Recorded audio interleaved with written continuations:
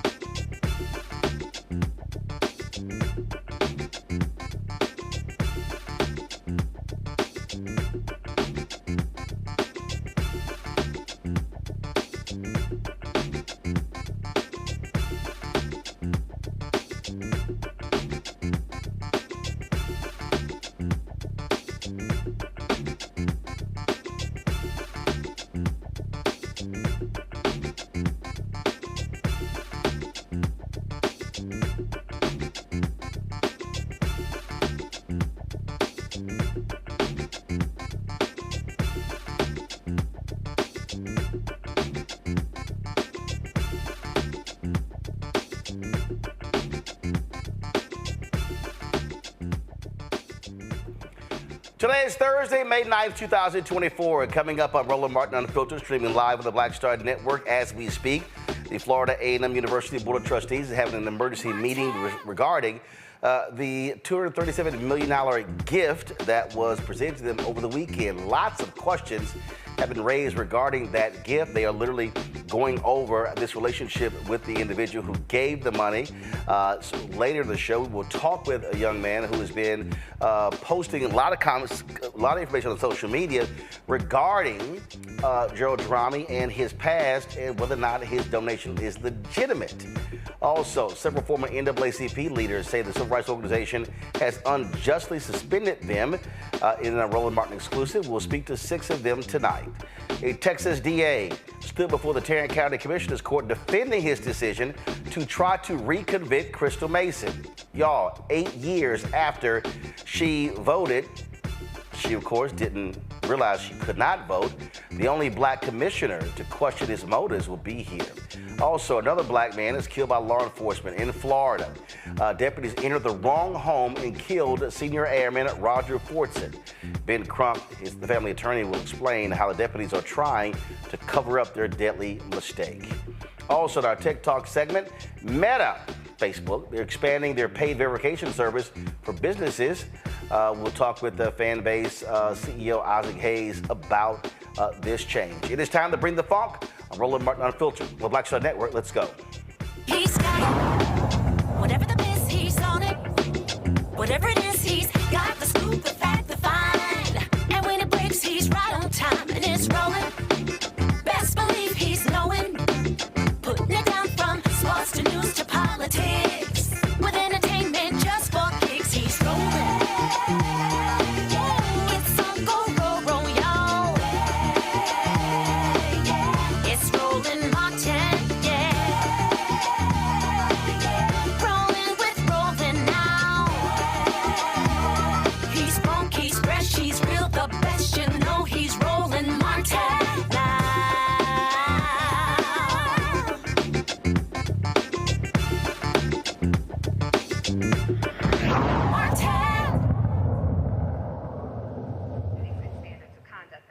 All right, folks, as we speak, the Florida A&M University Board of Regents, they are meeting regarding this $237 million donation that they received from a donor over the weekend. Guys, go to my iPad, please. This meeting is taking place as we speak. Lots of questions are being raised from alumni and others regarding the donation because, again, this is a large donation to any HBCU. A lot of people, though, are asking again, where did the donation come from? Is it a legitimate donation? So a lot of questions are being asked as we speak in this board meeting. We, of course, we are following it as they actually take place because we want some answers as well. Later in the show, we're going to be talking to a gentleman. He has been posting a lot of information on social media with regards to the donor, So as we speak, go right to my iPad. As we speak, the board members again are getting they're getting answers from the university with regards to how the relationship started, in terms of what's the valuation of these stocks. He is a private company, but I have some. I've been listening for the past hour, and I certainly have some additional questions that are not being answered on this call, and so we shall talk about that later in the show. All right, folks, let's now talk about what's happening in the NAACP. Of course, the NAACP's motto is leading the fight to end racial inequality, but a group of former leaders say they have been unfairly suspended, harassed, and defamed by the Civil Rights Organization. The group, which includes more than 20 folks from across the nation, they've got stories of unfair treatment and unexplained suspension of their leadership post and membership. 6 of them join us tonight in studio. Rochelle Bilal, the former youth advisor and chair of the AXO competition from the Philadelphia branch. She says she was suspended from sending out an out-of-date sponsorship form letter to raise money for youth. Leroy Candler, the past president of the Fresno NAACP chapter, says he was suspended for transferring funds from the NAACP to his personal account. He says that never happened, and he has a letter from the bank manager proving his innocence. Joining us, of course, on the line is Lou Walker, the president of the Antelope Valley NAACP branch, saying she was suspended after filing an internal harassment complaint. Anthony Douglas, a past board director of the NAACP in Oklahoma, says he was suspended a day before the national convention after challenging President and CEO Derek Johnson. And we'll be joined later by Nashville's past president, Vanita Lewis, who says she was suspended after challenging the direction of Tennessee State Conference President Gloria Sweet Love. Also, Betty Williams, the past president of the Sacramento NAACP branch, says she was suspended 3 days before an election after filing harassment charges. All right, glad to have all of y'all here. So first and foremost, NAACP obviously based there in Baltimore, national office. And so the CEO, you have the CEO, you have the board, they have jurisdiction obviously over the branches. And so when it comes to both of you, what was the process that took place that led to your suspension? First of all, Roland, thank you for having us, because we do appreciate this. The process was none. There, in the Constitution and bylaws in the NAACP, basically states that if there's an issue with any member, that you have to file, and they have a specific way that you have to file what is considered an Article 10 in the Constitution and bylaws. That has to be filed with 20 members in good standing about what it is that you do. Most of these, the Article 10 was not filed. If you are a friend of Derek Johnson, which was told to me, that you can go to him or go to Gloria Sweetlove or deal with Erica Kane, you can go to them and tell them about something that they can make up that you did or didn't do, and they will give it to Derek Johnson. We recommend you suspend this person. He just signs it. He just signs it. No question, no nothing. In my case, if there was an error, I have aides that work for me.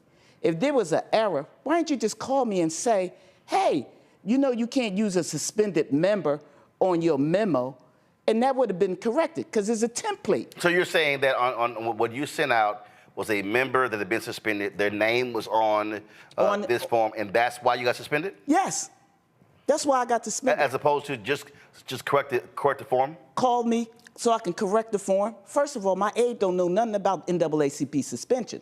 So she wasn't aware the person was suspended. So why not call me? 20 plus years in the NAACP, secretary to Philadelphia branch for more than 20 years. And let me make a correction. I was never over AXOs. I was over the Youth Council for 15 plus years. I've always raised funds to make sure the Youth Council go to the conventions, do what they need to do in the city. Yes. Leroy, you said according to, that you were suspended for transferring funds from the NAACP account to your personal account. That was the allegation. Who made the allegation? Rick Callender made the allegation. Who was that? Rick Callender is the president of the California conference. All right, so made the allegation, but you say you have a letter from your bank saying a letter from the bank the money was not transferred. He even had legal regrets chair to get on a conference call with the bank manager, and the bank manager told him that he had the proof. She sent me a copy of the proof. I forwarded it to him. He showed the proof to Rick, and he still went and had me suspended. He later on had their attorney, Asante, asked me for the letter. I sent it to him and sent him to the proof. And I also sent the proof to Miss Alice Hoffman to verify that this never happened. Nothing happened. I sent letters to Mr. Williams and Derek Johnson asking for a hearing and asked to be heard.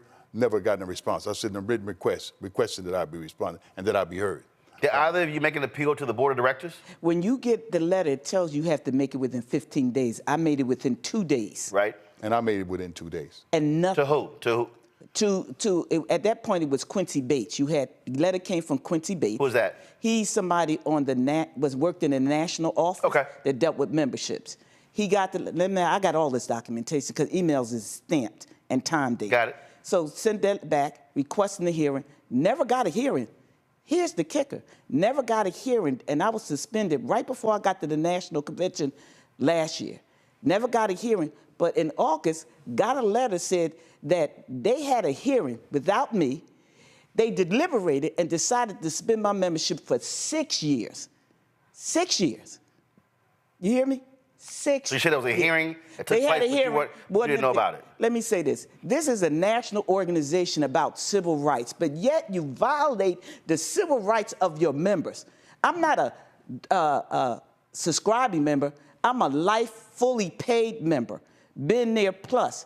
In Philadelphia, there are 2 other ones. 40 plus years, Shirley Jordan was the treasurer of the Philadelphia branch because she questioned the newly elected president of the Philadelphia branch who wanted a $500 check, which is against the Constitution and bylaw.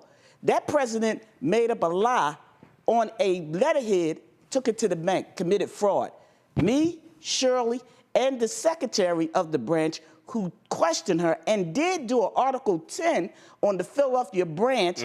We are suspended. Yes, she did, because she's telling everybody that Derek Johnson is a friend and nothing's going to happen to her. And guess what? Nothing's happened to her. So, Leroy, how long you were suspended? Unknown. It's never stated how long I was suspended. So you don't know? I don't know. They just sent me a letter saying you were suspended.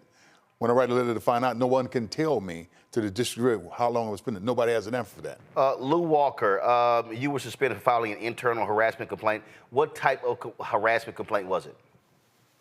I didn't have an internal harassment complaint. My letter said I was suspended for requesting that our branch secretary resign since he did not live in California. And I was actually responding to the community calls for help, crisis calls. I couldn't challenge my suspension. I didn't get responses when I inquired about it as well. So how long were you suspended? I've been suspended since August, but they didn't tell me how long my suspension is supposed to last.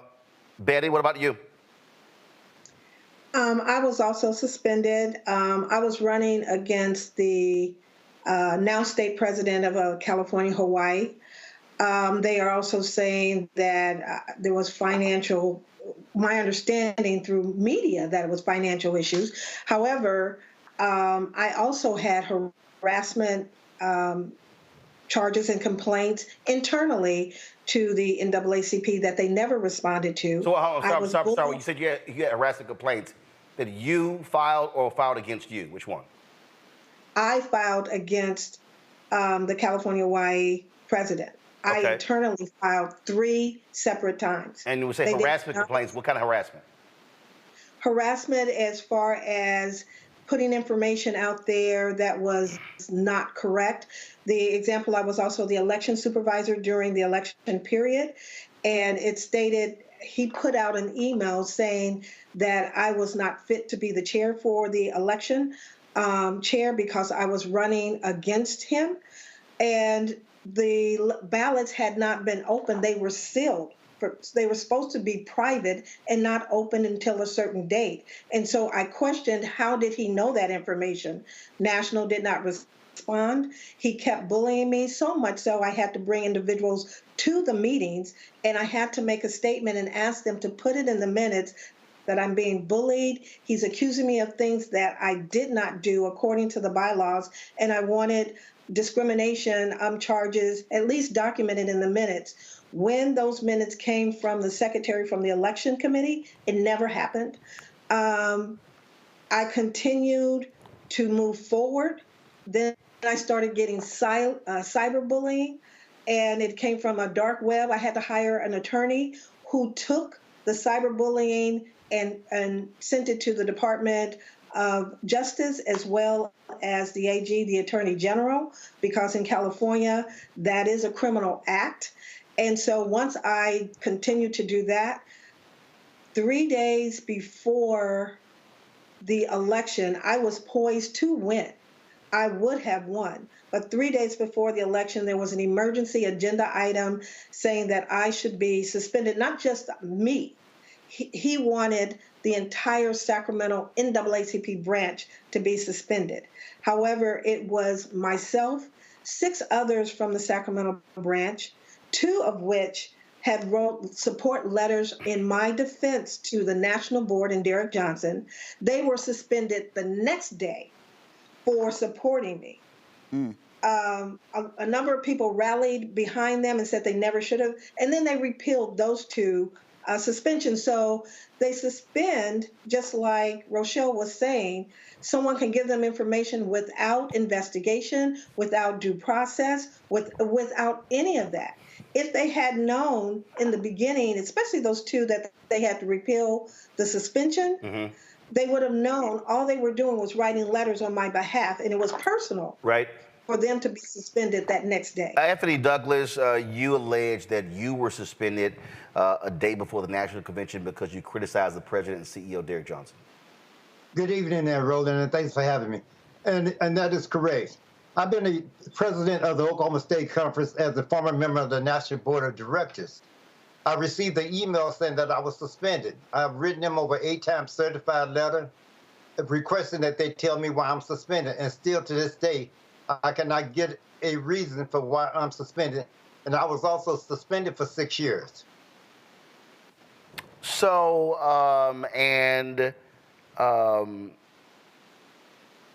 what's interesting to me here, as I'm going through information here, is what is consistent with all of you is due process.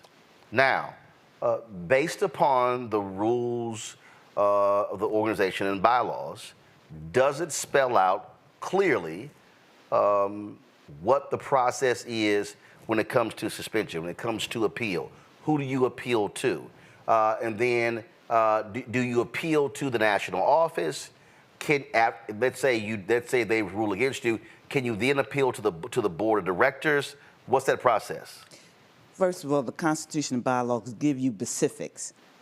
Now, the president can suspend you if he think it is detrimental to the organization. But if your friends bring you stuff and you suspend people, why would you even get involved? No. But here's my whole point. Okay, Yeah, no. I hear what you're saying. So I Yes. get. So you have the authority to suspend. But I'm talking about what is the process after that? If they suspend you, in the letter it tells you you have 15 days to appeal. Okay. You appeal to that. And who are you appealing to? National office. That's correct. What, director of membership? Quincy Bates at the time worked for the national office. Carmen Watkins. Who is? Okay, so what's that person's title? That you would appeal to Carmen Watkins, who's the operations person, vice president of operations is where the letter comes from. And Rochelle is correct. There are specific dates that you go by, 15 calendar days, and then they should be responding within 10 calendar days of receipt. So there's a number of deadlines that the individual has to follow as well as national. What has been happening is that individuals like myself and everyone on this panel and others have responded within the guidelines that's presented in the bylaws. However, the same deadlines have not been given by the national. They do not follow up. We appeal, my attorneys appeal, and we are waiting on an answer on the appeal. But they don't even tell you if you have a complaint against you, you're not allowed to see the complaint. You're not allowed to have an attorney to speak on your behalf. If you go out in front, like my branch was threatened if they said anything out loud against me or support of me, that the entire branch would be shut down. So there's these bully tactics for people to be silenced. And so much like you have to ask permission for a boycott or a rally that I know you've already experienced, you have to ask permission. But yet you're the NAACP, you're a civil rights organization. This is bad. It's worse than apartheid. So have any of you communicated any of this to national board members? Have any of you tried to attend a national board meeting? Have y'all gotten anything from any of them? Anybody? Let me say this. Yes. I got the. Yes. I have. Okay, hold on 1 second. Hold on, go. I have the whole package of everything that happened in the Philadelphia branch, and I sent it to all the national board members. Philadelphia branch is under receivership, but it's now called administratorship, which is the same thing. You know, the administrator says to me, the national board want to know why you sending them this. Because I want to let you know what's been going on. So you sent, 1 second, to every board member. Every board member. Did any board member respond to you? None. So who else said that they reached out to the board? Who else? I reached out to, this is Betty Williams, I reached out to the board. Matter of fact, I flew to Atlanta because I heard they had this emergency suspension on the agenda.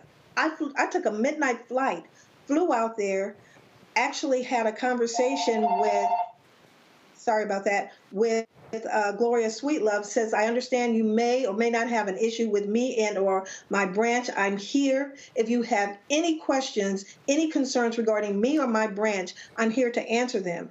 She answered me by saying, no, we've taken your issue off the agenda. I was physically there. As a matter of fact, Roland, when I finished meeting with them, I ran into you in Atlanta in the lobby after talking to them. Oh yeah, that's when because y'all because that was the same time Rainbow Push had their meetings there as well. Got it. I remember that. Who else said that they reached out to the board director? Someone else did. I did. Go ahead. What happened? I filled everything out. I submitted my request for a hearing. I even recorded it. I sent it certified mail. I recorded myself at the post office, and I was not getting responses. I documented my calls that I made to the national office as well, and I was just given the runaround repeatedly. And this is why I joined the NAACP in the first place, because I was experiencing the same lack of due process as a state employee. Go ahead. I'm sorry. Go ahead. Roland, let me just say this. I served on that board. Board members is not going to intervene or get involved, even if you reach out to them, because they don't even know why you suspended. You don't know why you suspended. So even if they know, they still not going to get involved because they don't want to get a letter saying that they are suspended. So a lot of times, board members will not even ascertain or talk to you about why you got suspended. And one of the things I wanted to say also, because you asked the earlier question, what the appeal process is, first of all, when you get your letter, it tells you got 15 days to request a hearing. It doesn't give you the authority or the process to have an appeal. So you have to request a hearing within 15 days. But in the meantime of waiting for that hearing, for whenever they want to schedule a hearing, then you have to continue to write, as everyone else have done, call, email, text, or whatever, and say, tell me, send me something in writing, why am I suspended, so I can be able to prepare for a hearing. So my lawyer can be able to prepare for a hearing, to assist me in the hearing process. And you still get nothing in writing. So I wanted to make sure that you understood that the process of the 15 days, once you receive that letter, you have to request a hearing with that 15 days. If you don't submit for a hearing, then you will be notified that you refuse to participate in a hearing. And everybody has submitted their information within them 15 days. Let me say this. Even in the Constitution and bylaw, after you submit, the National Constitution and bylaw say that they're supposed to do something within 60 and 90 days, which they don't do. They don't do that at all. In my case, after, I guess it was like 60 or 90 days, they had a hearing, which I wasn't privileged to. They deliberated and decided to suspend me for 6 years. Wait a minute, what civil rights organization has a hearing without you, decide on your faith and you're not even included on it? What are they doing? Let me just say this. The one thing the NAACP has taught us, when you fight, you win. We are fighting. Though it's a lot of us, but we know that there's more people out there that have been going through this with the national office, and we want them to contact us. Can I get that information out? Yeah, go ahead. We want you that's been going through this, because we know you think you're going through it alone. You're not. There's a whole group of us around the country. You can call us and email us. You can email us at justice, JUSTICE, the number 4, NAACP members at gmail.com.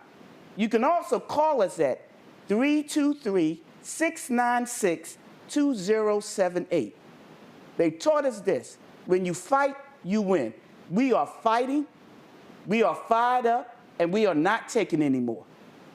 I'm trying to figure out the national, Derek Johnson gets a $460,000 plus salary. More than the president. Salary, more than the president of the United States. He has a board members that approve that. I'm trying to figure out, are they a cult or they're just scared? How do you increase somebody's salary to 460 plus when all of us are volunteers that don't get paid at all, don't get a dime? We reached out to the NAACP this week several times, and right before we went on the air, we got this statement. Go to my iPad, V's. Trevon Williams is the SVP for Marketing and Comms with the NAACP. He said, I wanted to make sure you receive our response. I believe our Office of General Counsel emailed, but in the interest of time, the NAACP firmly denies any allegations of defamation, harassment, or improper suspension against the individuals mentioned. Furthermore, each individual has received or is receiving due process in accordance with the NAACP bylaws. The NAACP does not comment on specific internal disciplinary actions for its members. Currently, the Black community is facing tremendous challenges, including attacks on voting rights, diversity, equity, and inclusion initiatives, crucial upcoming elections, women's rights, and most recently, threats to free speech. To effectively tackle these concerns, we must maintain the strength of both our national and local branches. Our focus remains on empowering our branches to effectively address and assist the needs of our community and to encouraging all eligible Black voters to cast ballots in the 2024 election, the most important election of our lifetime. That's the statement from the NAACP National Office. Final comment. I'm sorry, someone will say it. Well, Morning. Let me say that. I just reviewed that statement as you have read it also. I've been a member of this NAACP since '74. I'm a retired Vietnam, Desert Storm, Desert Shield, Gulf War veteran, 100% disabled. I volunteer my time. I've served as the president and interim president for the state of Oklahoma NAACP for going on 19 to 20 years.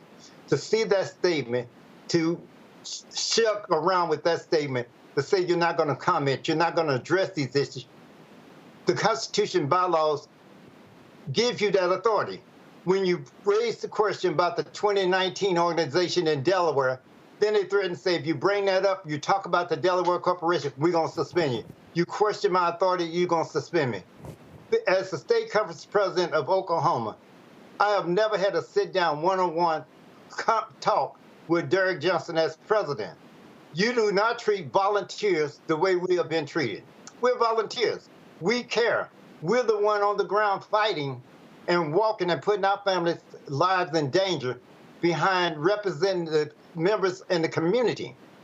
Mm-hmm. Not just Derek Johnson. We're out here in the field.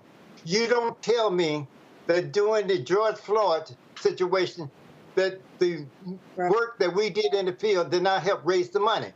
Derek Johnson personally say it's because of him that the NAACP got the money, not what we do as leaders out in this field.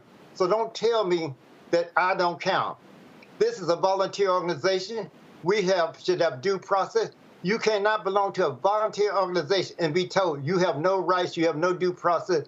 We can degrade you, talk down to you, and treat you like we want to treat you just because you're a volunteer. Volunteers have rights no matter what organization we're in.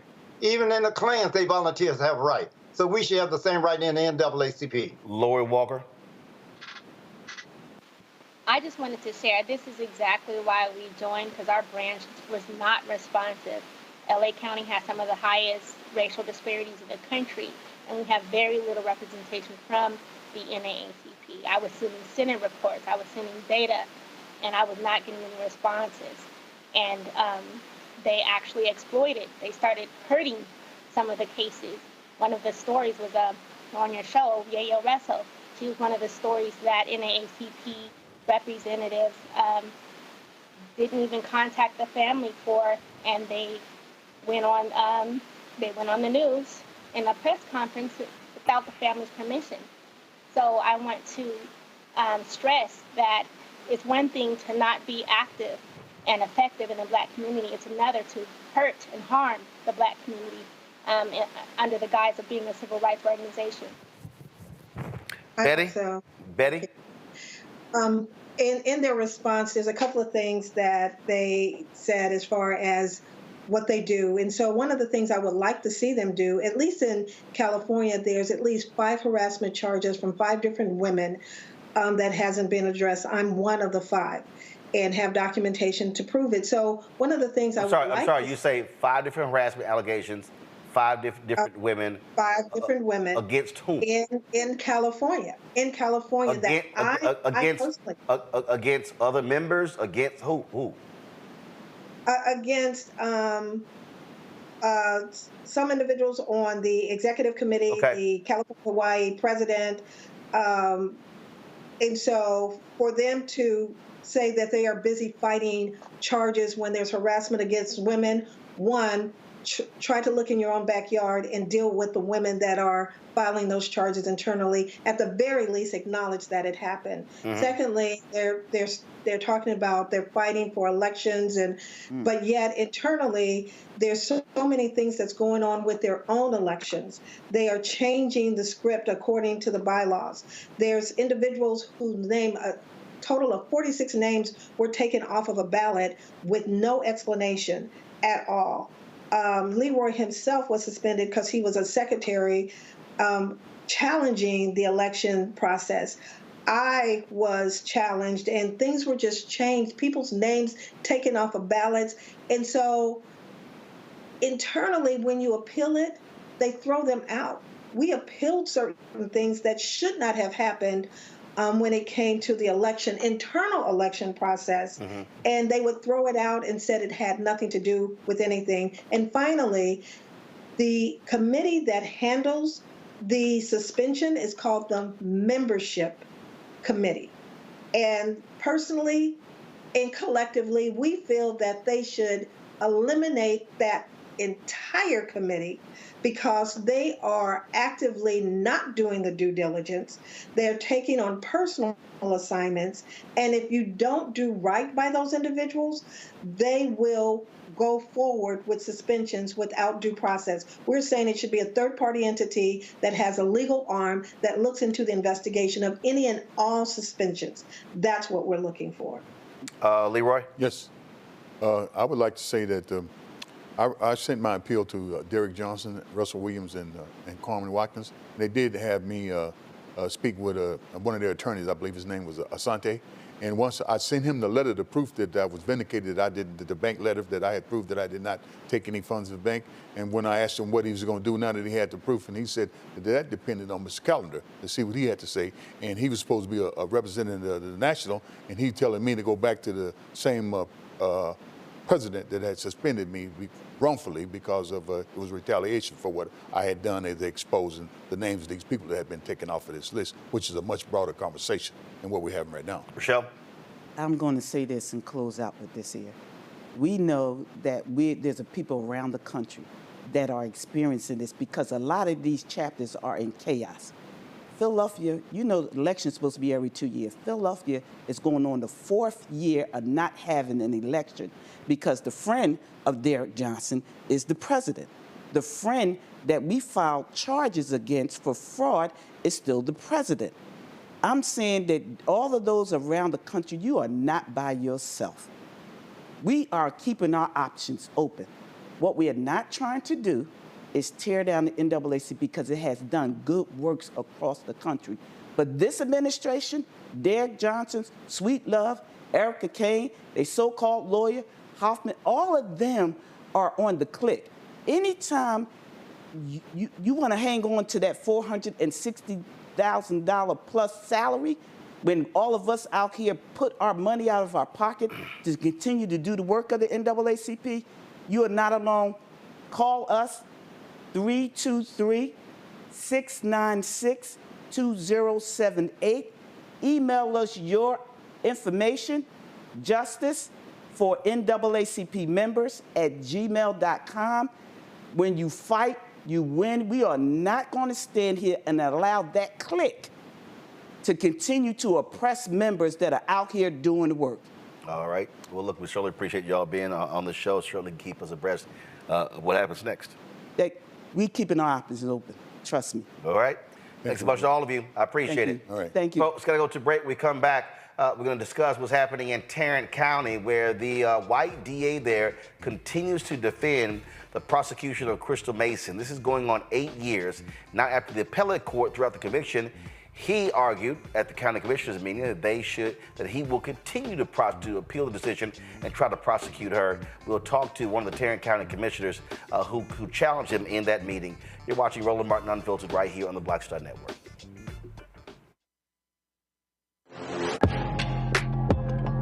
A lot of y'all have been asking me about the pocket squares that we have available on our website. You see me rocking the Shibori pocket square right here. It's all about looking different. Now look, summertime is coming up. Y'all know, I keep trying to tell fellas, change your look, please. You can't wear athletic shoes every damn wear. So if you're putting on linen suits, if you're putting on some summer suits, have a whole different look. The reason I like this particular pocket square, the Shibori, is because it's sort of like a flower and looks pretty cool here versus the traditional boring silk pocket squares. But also I like being a little different as well. So this is why we have these custom-made feather pocket squares on the website as well. My sister actually designed these after a few years ago. I was in this battle with Steve Harvey at Essence, and I saw this at a St. Jude fundraiser. I saw this feather pocket square, and I said, well, I got some ideas. So I hit her, and she sent me about 30 different ones. And so this completely changes your look. Now, some of you men out there, I had some dudes say, oh, man, I can't wear that. Well, if you ain't got swagger, that's not my problem. But if you're looking for something different to spruce up your look, fellas, ladies, if y'all looking to get your man a good gift, I've run into brothers all across the country with the feather pocket squares saying, see, check mine out. And so it's always good to see them. And so this is what you do. Go to RolandSMartin.com/pocket squares. You can order Shibori pocket squares or the custom-made pocket squares. Now, for the Shiboris, we're out of a lot of the different colors, and I think we're down to about 200 or 300. So you want to get your order in as soon as you can, because here's what happened. I got these several years ago, and the Japanese company signed a deal with another company, and I bought them before they signed that deal, and so I can't get access to any more from the company in Japan that makes them. And so get yours now. So come summertime, when I see y'all at Essence, y'all could be looking fly with the Shibori pocket square or the custom-made pocket square. Again, RolandSMartin.com/pocket squares. Go there now.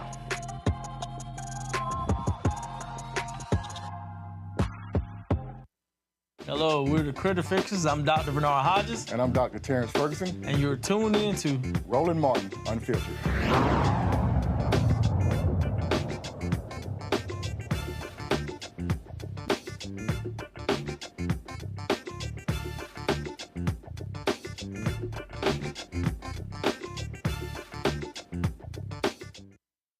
All right, folks, welcome back. This is a live look at the Florida A&M University Board of Trustees meeting, where they are asking a lot of questions of President Larry Robinson and his staff with regards to the funding, this donor gift of $237 million in stock that took place over the weekend. The president has announced on this call that given the scrutiny, given this heightened scrutiny, they are putting the processing of this donation on hold. These Board of Trustees members had no idea about this donation. There are lots of questions. I can tell y'all right now, there's actually not real money here. Okay, so just so you understand what's going on, there's not actual real money that's going on here. And so this was a $237 million in stock that was given to the university, but stock in a private company. Well, there are lots of questions of, what is this company? Is it a real company? What's the valuation of this company? And so we're going to talk further about that when we talk to a gentleman who's actually monitoring this. He's been posting a lot of information on social media. We'll talk to him later in the show, so we're just going to keep you updated on that. Now, folks, let's talk about the continuing mess in Tarrant County, where Crystal Mason continues to be terrorized by the Tarrant County DA. Now, remember, it was 8 years ago when Crystal Mason voted in the 2016 election. She thought she could vote. She filled out a provisional ballot. The ballot was never counted, but she was prosecuted. As a result of being indicted, because she was already on parole from a federal tax fraud conviction, she was sent back to federal prison to complete that term. 2 years was added to her sentence. They've been fighting it. They won in the Court of Appeals. Now, Tarrant County DA Phil Soros stood before the County Commissioner's Court this week to defend why he wants to appeal that decision and why he continues to terrorize Crystal Mason. The Court of Criminal Appeals told the Fort Worth Court to perform a sufficiency analysis. Specifically, they told the court to determine if the state proved with sufficient evidence not only that Mason knew that she was on supervised release when she voted, but also that she actually realized that those circumstances, that the fact that she was on felony supervised release, that those circumstances rendered her ineligible to vote. A sufficiency review is not uncommon. The standard is well settled. It's something that courts do regularly. The appeals court in a sufficiency review, they are to look at the evidence, so they look back at the evidence, they're not in the light most favorable to the verdict. So they look back and say, okay, we know what the verdict was. The verdict was that she was found guilty. Now, is there sufficient evidence to support that verdict? But that's not what happened in the Second Court of Appeals this past March. Instead, the court reweighed the evidence. They acted like a fact finder. I like that piece of evidence. I'll take that. I don't believe that piece of evidence. I'm going to push it away. That's not what you do in a sufficiency standard. They credited and discredited evidence just like they were the fact finder. This is not a fact question. We are not here to talk about facts. This is a legal question, a matter of legal principle, sufficiency of the evidence. Their decision was a deviation from well-settled law on sufficiency reviews. So why is the state, why am I appealing this case? Well, I'll give you 3 reasons. Number 1, I want would-be illegal voters to know that we're watching and that we'll follow the law and we will prosecute illegal voting. I want those that vote legally to know that we're watching and that we're working to make sure that your vote's not going to be diluted by any illegal votes. And finally, this is a deviation from the well-settled law regarding sufficiency reviews, and it needs to be corrected. This case, if it's left standing, impacts every sufficiency case in the state of Texas, not just voting cases, murder cases, theft cases, capital murder cases. Any kind of case, this case, it's a published opinion, can be cited for a proposition that this is how you review sufficiency cases, and it's wrong. So we need the Court of Criminal Appeals to come in and tell the Second Court of Appeals that you need to do the sufficiency standard evaluation again. Happy to answer any of your questions. Questions for Mr. Sorrells? I have a bunch, but I'll wait until after public comment. But let me ask you this. How she did not vote. She submitted a provisional ballot. One moment. I keep hearing chatter in the audience. I'm going to start watching and start removing people. That's not what we're going to do. So sit there, let the process play out. You'll have your opportunity to speak. Listen to what others are saying. Do not speak out or you'll be removed from the chambers. Go ahead. So she didn't vote. She did vote. She cast a provisional ballot, which is the same with voting. That did not count. Where is the ballot, sir? What happened to the ballot? I can't tell you what happened to the ballot. What do they do with provisional ballot? I'm not the elections administrator, so I don't know where the ballot is, no. Chandler, do you know what they do with provisional ballots? Not No. right now, ma'am. I don't know. My apologies. It didn't count. Is that correct? You're wrong. The Court of Criminal Appeals dispelled that quickly and said this was a vote. The question was not did she vote, it was did she actually realize that while she was on felony supervised supervision that she wasn't allowed to vote. Okay, so the ballot was never cured, so it wasn't counted, so she didn't vote. How else did vote. How else does the Court of Appeals weigh the sufficiency of the evidence without weighing the evidence? They look at the evidence most favorable to the verdict.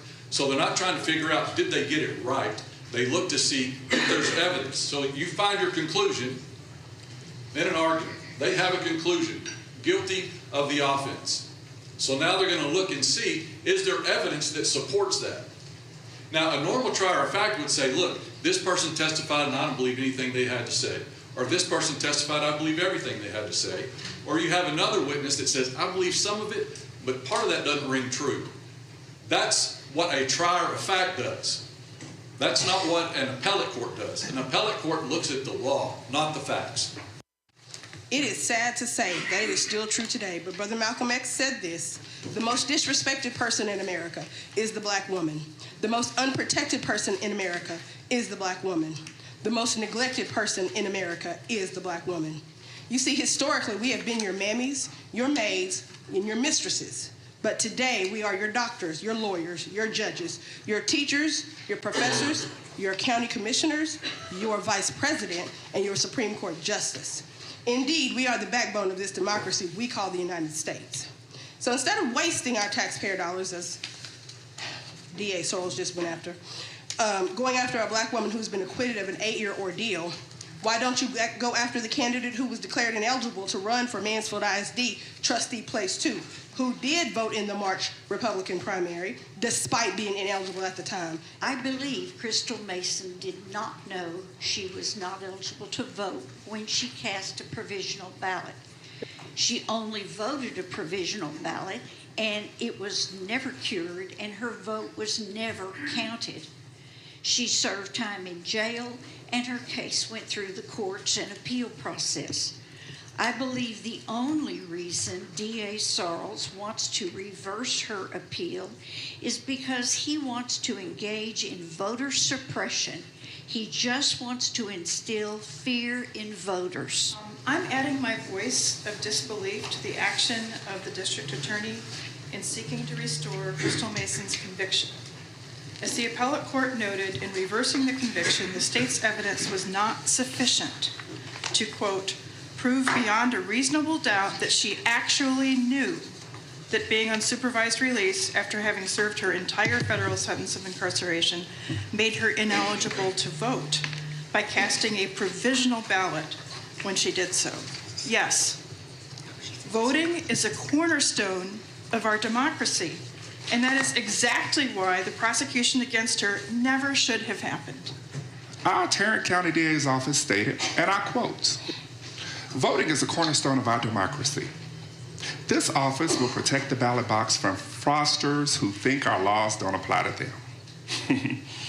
Now, when your office was given information about Angel Hidalgo, a disgraced, ineligible Mansfield ISD school board candidate for place 2, you chose not to act. Even our local school board, which does lack integrity, chose to at least find Mr. Hidalgo ineligible, and he even if he received the most votes, he would not have been able to actually take a position on our local school board. The public is not on your side on this issue, DA Sorrells, which is concurrent with the Texas Court of Criminal Appeals ruling which acquitted her of any wrongdoing. Why is our DA now appealing this acquittal? Maybe it's because the so-called Voter Integrity Task Force, which has prosecuted 0 offenses, grasping at straws to justify the expense of our county taxpayer dollars. Maybe it's because we like to target minority women of color to intimidate them not to show up at the polls. Maybe it's an homage to Trump's call to Tarrant County when he lost the vote to Biden in 2020 to look into voter fraud, in line with his lies that the election was stolen. I am tired of our county officials wasting tax money while targeting people of color as their expression of allegiance to Trump. I am tired of black Tarrant County citizens being disenfranchised, dehumanized, and incarcerated based on illegitimate and incompetent charges. The money wasted on useless voter suppression tactics would be better spent on a public defender's office specializing in mental health. Right now is Tarrant County Commissioner Elisa Simmons. Commissioner Simmons, glad to have you here.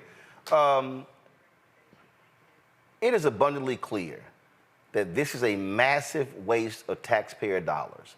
Have you, Commissioner Brooks, or any other commissioner, asked this DA to tabulate how many hours have been committed by the Tarrant County DA's office to this single case?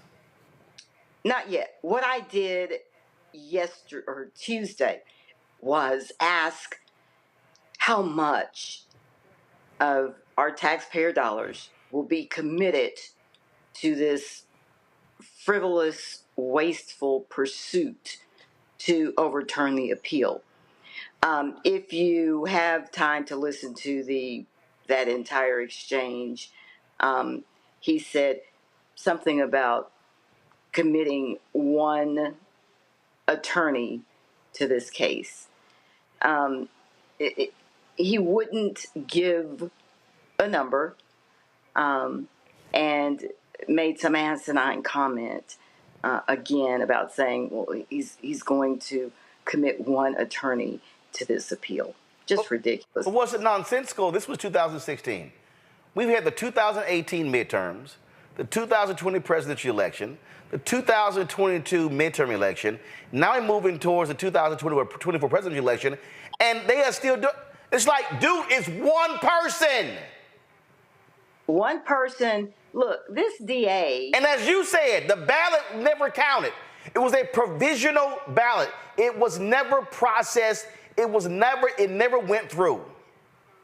This guy is trying to make a name for himself, and he sees this as an easy way to do it. I guess they ought to be embarrassed. Look, this guy, Judge Sorrells, the sheriff, the MAGA sheriff, Bill Wayborn, and our county judge, who you just watched be rude to the audience because they moaned or sighed or something like that. These three guys came up with this election integrity unit. So we now have this election integrity unit that we have to pay staff to staff it, and they're supposed to go out and identify cases of alleged voter fraud. This county has had probably 3 to 5 voter fraud cases in the past decade. There's no proliferation of voter fraud in Tarrant County. So I guess they're going to keep going after poor Ms. Mason to try and prove something. It doesn't make sense. The public commenters said it much better than I can. You heard them. This is a waste of taxpayer dollars. Where's the sufficiency? Just all of it. It's ridiculous. And we had probably a historic turnout Tuesday for a number of reasons. And because I anticipated the turnout, I agendized this topic, and you saw this DA's poor performance in answering questions from a layperson. Right. I'm not an attorney. This is embarrassing, and I will continue to call this crap out until I can't do it anymore. Are you planning on keeping this on the agenda every month to force this DA to come before the court and explain himself? Because his money comes from the taxpayers. Yeah, I like that idea. I've done it before on a different issue. I just agendized it week after week after week after week. So y'all meet weekly or monthly? No, we meet the first and third Tuesday of each month. Listen, I would haul his ass down, have him have to stand there every week and defend this, and hopefully people keep coming out and protesting because it is shameful. And what are your other colleagues saying? I mean, are any of them ticked off by this constant? Pull the commissioners up. Go ahead and show the graphic. Are any of them standing with you saying, DA, this is idiotic. What are you doing? No. Now, in his defense, Commissioner Brooks was out yesterday. I think he was at a conference or something. But the other three sat there dead silent. The one in the center is the ringleader of all of this. You know, we have a MAGA court. You see the Precinct 1, Precinct 2 were the Democrats, and then the other three are MAGA. And so we frequently get outvoted on everything. Whatever we put on the agenda for our constituents, our communities, our nonprofits, get voted down by these three. So, you know, people have to vote. Right. But we will keep, you know, the two of us won't be able to do anything about Miss Mason except for call it out, get the public commenters down there to speak to it. We had a record amount of public commenters yesterday and Tuesday, and many of them spoke to this issue. This is ridiculous. When I tell you how overcrowded our jail is, right, something done needs to be focusing on reducing the backlog of viable cases that he has. But no, he wants to play games with this woman's life and with our taxpayer dollars. Y'all, it is crazy here. Tarrant County is the last large urban red county in this country. And they are not wanting to let loose because they would like to play games like this with this woman's life. This is crazy. I'm going to put in my panel right now. Reese Colbert hosts Sirius XM radio show out of D.C. Dr. Greg Carr, Department of Afro-American Studies at Howard University out of D.C. Lauren Victoria Burt, writing for Black Press USA out of Arlington, Virginia. Lauren, you first. I'm wondering why have you heard from anyone from like a national organization that does voting? I mean, obviously black voters are always told, of course, to vote harder and all that. I'm wondering if you've heard from the national NAACP or even the White House on this, because it seems to me that this person, Phil Sorrells, who's obviously obsessed with Crystal Mason, he should get his wish with regard to being famous. He should be made famous by every voting rights organization, anybody who cares about voting rights in the United States. And he should be made famous for all the wrong reasons. Have you heard from anybody on sort of a national level about I have this case? No, ma'am, not since he announced this back on April 25th. Now, Crystal has some great local attorneys, and she has ACLU of Texas attorneys as well. And so I consulted them just in the past week about this case and how I should approach my line of questioning. But this guy was so abrasive and, you know, and dismissive, and I've been here since 10 a.m., so I'm not going to stay here any longer. You ask your questions now. I have work to do. So, but no, I have not heard from the national organizations, but I need to, and I need some help. And I appreciate this forum, and I know you've had Attorney Kim Coles on before. I appreciate this forum to hopefully elevate this and get this out there. I need help. There are only two of us, and you got to count to 10. Absolutely. Reese. Commissioner, thank you for being here. Can you explain exactly the process? This hearing, I wasn't really clear if this was a hearing to grant his appeal or this is a hearing to just explain his appeal. Can you walk us through where exactly this is in the process of this DA trying to recharge Crystal Mason?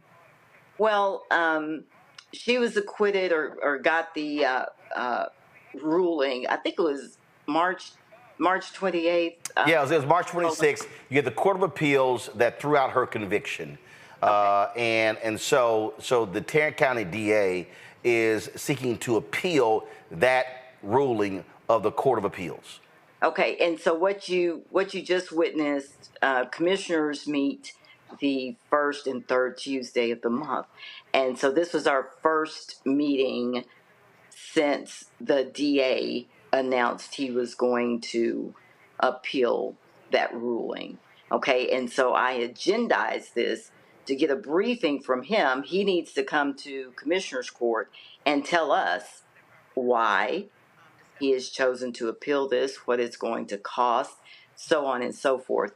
And so he was there to take our questions. And so when we have an item that is agendized, the public can sign up to speak to it. And so they also asked questions and had comments to make. So that's what you were watching, the first Commissioners Court since his announcement that he was going to appeal. Greg. Thank you, Roland, and thank you, Commissioner Simmons. In reading one of the reports about what we were just viewing in terms of the meeting, I read that Crystal Brown, a Florence Hill resident, said that she wanted to thank Mr. O'Hare for waking the sleeping Black Panther of Tarrant County. I'm wondering if you see this as perhaps a galvanizing moment, and forgive me if I have this incorrect, but last month, did this punk O'Hare, this Faith, Family, and Freedom punk, the judge, did he tell you you'll sit there and be quiet? I'm just trying to. I mean, these guys are talking with impunity. Could this be a moment to spark Black people to finally get together in what appears to be a county of over 2 million people, majority non-white, at least if it's 44%, I understand white, although there's some white Hispanics as well. You know, could this be a flashpoint moment with these guys just talking so crazy, telling you to be quiet, telling apparently law enforcement to be prepared to remove people from the building if they look like they're going to be disruptive? Who the hell do they think they're talking to, Commissioner? And could this be a moment to kind of get our people fired? Sir, yes. So our last meeting, I questioned a contract that he had on the agenda to hire a Republican political consultant to work in his office. Well, we don't use county tax dollars to pay Republican or Democratic political consultants to work for us, you know. And so I questioned his contract. Commissioner Brooks, the brother you see, questioned the contract, really went hard on him. And the public speakers did. And so I went last and I said, well, I agree with Commissioner Brooks. And he lit into me and tried to question me about his contracts. Well, you have staff that are posting political stuff on your. I said, we're not talking about my social media. We're talking about your contract. And he tried to ask me questions. I said, oh, okay, I'll answer one of his questions. In the process, he said, you be quiet. You sit there and listen to me until I'm finished. Wow. And so you got to see the video.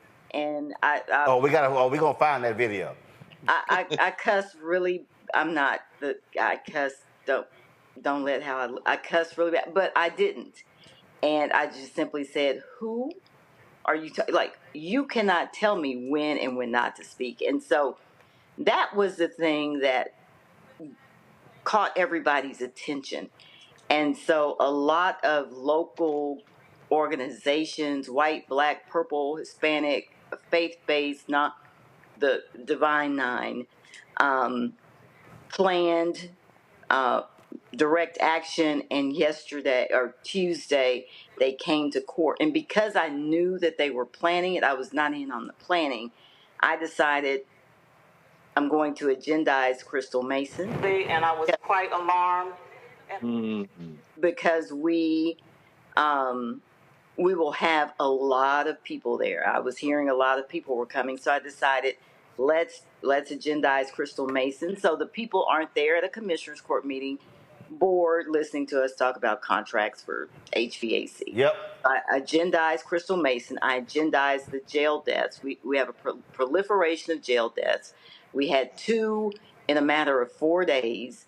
The last one was after an altercation, And so I agendized the sheriff to come give us an update on that. I agendized the DA to come give us a briefing on the Crystal Mason case. The sheriff refused to come. And anyway, they got wind that there was going to be a crowd there. And we had historic attendance. They had to do 2 overflows. My staff came and got me from the parking garage because now I have to have some personal protection when I'm downtown. And we walked up to the building and I said, what on earth is all of this response? There were sheriff's units around the building. There were 40 sheriff's deputies teaming all throughout the small administration building. They were everywhere. Just disrespectful, because you anticipate black people are coming to their commissioner's court, just like the White House, that's the people's house, commissioner's court's people's house. And so it was a galvanizing moment. So there were people there talking about the disrespect to Simmons, Commissioner Simmons, Crystal Mason, and the jail deaths. And so it was overflow. We had pastors and bishops and it's just so many people. And the good thing about it is they were amazed. There were 2 mega church pastors sitting in my office after a break, and I went to speak to them, and they said, I'm sorry. We had no idea this is what Commissioner's Court deals with. I said, oh, how long have you been sitting here? They'd been there since 10 o'clock and watched that man talk rudely. He didn't want the people to speak. They couldn't sign. They couldn't clap. They couldn't. And understand, in Texas, all 254 counties, they have a 5-member commissioner's court. Right. The county judge has no more authority than the 4 commissioners. He presides the meetings. He can declare an emergency without the commissioner. Right. Like a burn ban. If it's, summertime and the grass is dry, he can do that. Other than that, he has no more authority than I do. He has no more influence. He has no more influence over the budget. But the power this man has is he's got 3 votes. Right. It's the same. Look. In Harris County, Democrats now control the county commissioner's court, which is why they've been trying to take out Lena Hidalgo. And so, because that's the case now, they broke that Republican grip. Republicans used to control the Dallas County Commissioner's Court. Now Democrats control that as well. And that's really what's ticking off all these MAGA Republicans. That Democrats control Dallas County, they control Harris County, they control Bexar County, they control Travis County. And so Tarrant County is really the last large county in Texas that Republicans have control over. Well, you could go ahead. So you could go ahead and tell the sheriff's department that they're gonna need to do that again. I've already sent a text message to a variety of folk. We plan on coming down to Fort Worth to also have a larger rally.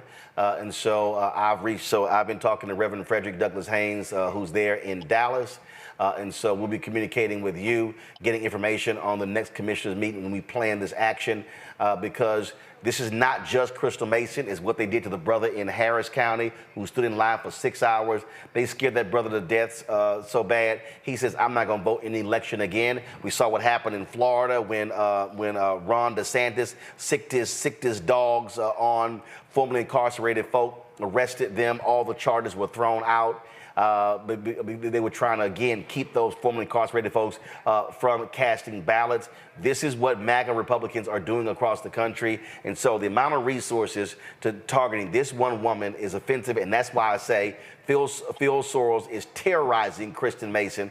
Right. There's no other way to look at this here. This is one case, 8 years old. This man is spending more time going after this one woman who cast a provisional ballot than they do fighting other serious crime in the county, and it's shameful. And this is trying to create a chilling effect to tell black folks in Tarrant County, we're going to do the same thing to you. And so this is why black folks in Tarrant County and Fort Worth have got to rise up and vote their numbers in these elections, because these people can be beat, but they have the power because we also don't turn out in maximizing our numbers.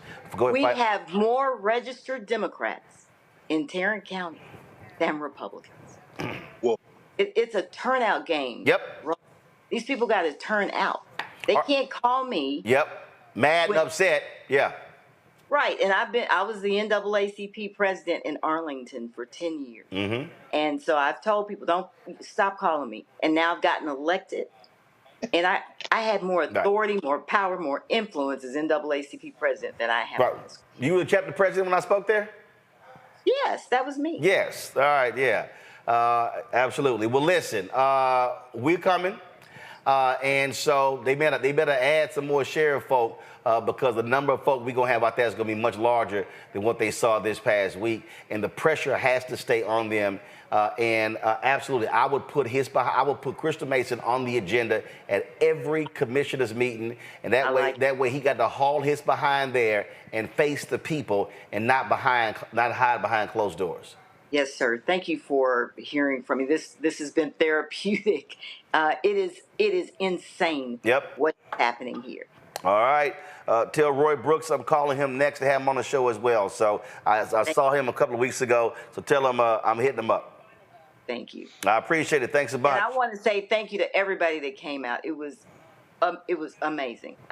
It's a lonely proposition up there. I'm just telling you. Yep. And for the turnout, overflow, seeing people everywhere was amazing. All right, then. Thank you. Won't be the last time you're on. We appreciate it. Thanks a lot. Thanks. Bye-bye. All right, folks. We'll come back. We're going to chat with Ben Crump about this case out of Tulsa. We're going to talk the Florida A&M donation. Folks, this is why you got to support Roland Martin Unfiltered. I keep telling y'all this, and it's not a lie. There is no other black-owned media outlet that covers black news every single day. There is no other black news outlet that literally hits the road to cover the stories that we cover every single day. We went down to Bethune-Cookman last year. We went down to Tennessee State. We're gonna go down there to Tarrant County. We were there with Reverend Barber when at the Poor People's March, Voting Rights March in Austin area as well. And so your support is crucial for us being able to do these things. I can tell you right now, bringing 3 of my team members, us traveling down there with our gear and everything, that's gonna be easily a $10,000 to $15,000 trip. See, these networks, they're earning millions. I was on a call today with Dentsu, the ad agency, talking to them. I've been on calls with Publicis. I'm waiting on Group M next month. Horizon not returning our phone calls. You're gonna get called out. So we're out here trying to cover this stuff, but it takes resources, and we wanna go down there, live stream this rally, and we cover this event. So, send your check and money order to P.O. Box 57196, Washington, D.C., 20037-0196. Cash App, $RM Unfiltered. PayPal, R Martin Unfiltered. Venmo is RM Unfiltered. Zelle, Roland at RolandSMartin.com. Roland at RolandMartinUnfiltered.com. We'll be right back. Fanbase is pioneering a new era of social media for the creator economy. This next generation social media app with over 600,000 users is raising $17 million, and now is your chance to invest. For details on how to invest, visit StartEngine.com/fanbase or scan the QR code. Another way we're giving you the freedom to be you without limits. On a Balanced Life with me, Dr. Jackie, the necessity of believing in things you can't see. It's called faith. It comes in all shapes and sizes, and it's powerful. And it's a big part of being able to live a balanced life. The valley I experienced being a cancer survivor was one where my footing was completely unstable. I had no idea what to do. And in that instance of not knowing what to do, I had to rely on faith. That's all next on A Balanced Life, only on Black Star Network. first President Barack Obama's road to the White House. We got about 500 copies of the book available. And so this actually is all of the coverage of the 2008 election. But the other thing is this here. I talked to folks like Malik Yoba, Hill Harper, Erica Alexander, Kevin Lau, Spike Lee, Tatiana Ali. But there's a lot of behind-the-scenes stuff in here as well, where I talked about some of the stuff that went down at CNN. Also, when you go through here, a lot of the photos that you see in here, photos that I actually shot, photos that were my time at CNN. And so what I decided to do, because one, I published the book and I own it myself, is that so I said, you know what, I'm going to slash the price to $10. And so we're going to have shipping and handling $5.99. I'm going to personally autograph every copy. I'm not reprinting the book. So once we are sold out of these 500, that's it. They're gone. So you can go to RolandSMartin.com/the-first to get a copy of this book. Everybody who orders this book through the website, not on Amazon, only through RolandSMartin.com, I will personally autograph and mail you a copy of this book. It's all of the covers, the actual interviews that I did with him. And just to show you, of course, when it came out, there's actually even in here the interviews that I did with him and Michelle Obama, which won TV One Cable Network's his first 2 NAACP Image Awards. And so all of that for $10. Shipping and handling is $5.99. So go to RolandSMartin.com/the-first and order your copy today. Hey, what's up? Keith Tony in the place to be. Got Kicked Out Your Mama's University, creator and executive producer of Fat Tuesdays, an air hip-hop comedy. But right now, I'm rolling with Roland Martin, unfiltered, uncut, unplugged, and undamn believable. You hear me?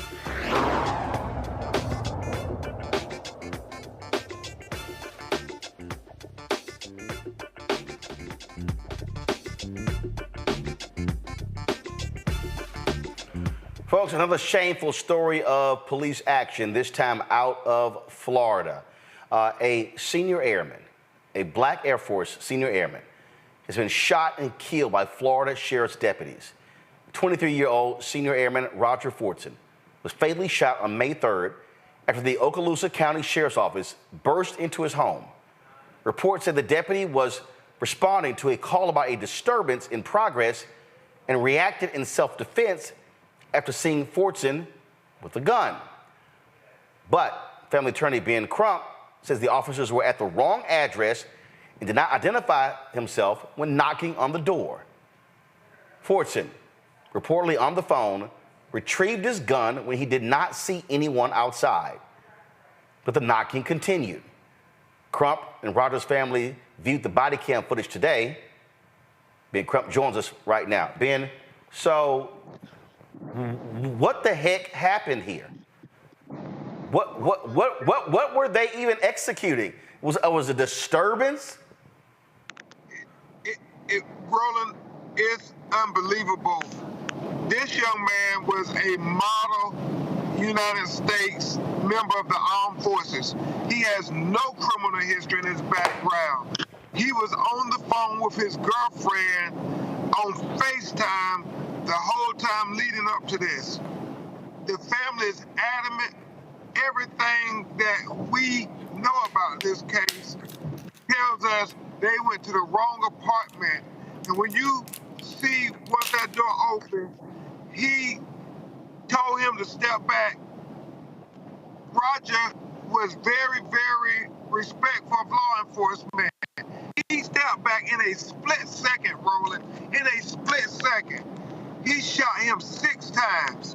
And what is being left out of this argument, out of this case, is they keep saying, well, he had a gun when he came to the door. Well, the reality is, girlfriend said they didn't hear the police identify themselves. He said who it is, and nobody identified himself based on what the girlfriend said, and she's going to do her own press conference, so it's not lost in any translation. But when he saw a black man with a gun, even though he was a law-abiding citizen with a registered license to carry a weapon, Second Amendment rights, that police lit him up. And right after he shot him, he then said while he was on the ground, toss the gun. He didn't give any verbal commands to drop the gun or put your hands in the air when he opened that door. And that's what's troubling, Roland. They continue to try to justify the unjustified killings, even our best young people. Did they knock down the door, or did Fortson open the door? The video shows it opens in less than a second. He then began shooting. So wait a minute. Hit him 6 times. So wait a minute. Fortson opens the door. And instead of the officer saying, "Come out with your hands up," the moment he opens the door, the officer starts firing. Roland, when you see this video, you got Roland. I mean, it is deplorable when you look at how fast he took this young man's life. And this young man was outstanding in every way. He was in special ops, Roland. He had did a tour of duty. He was taking care of his mother and was the hero to his little 10-year-old sister and 16-year-old brother. In fact, there's a photo we'll get to you.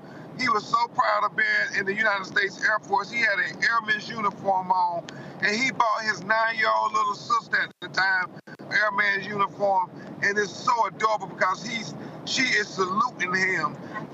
And this is the type of person we had that they are trying to make out to be the bad guy. He wasn't the bad guy. He was a good guy. Questions from the panel, Reese?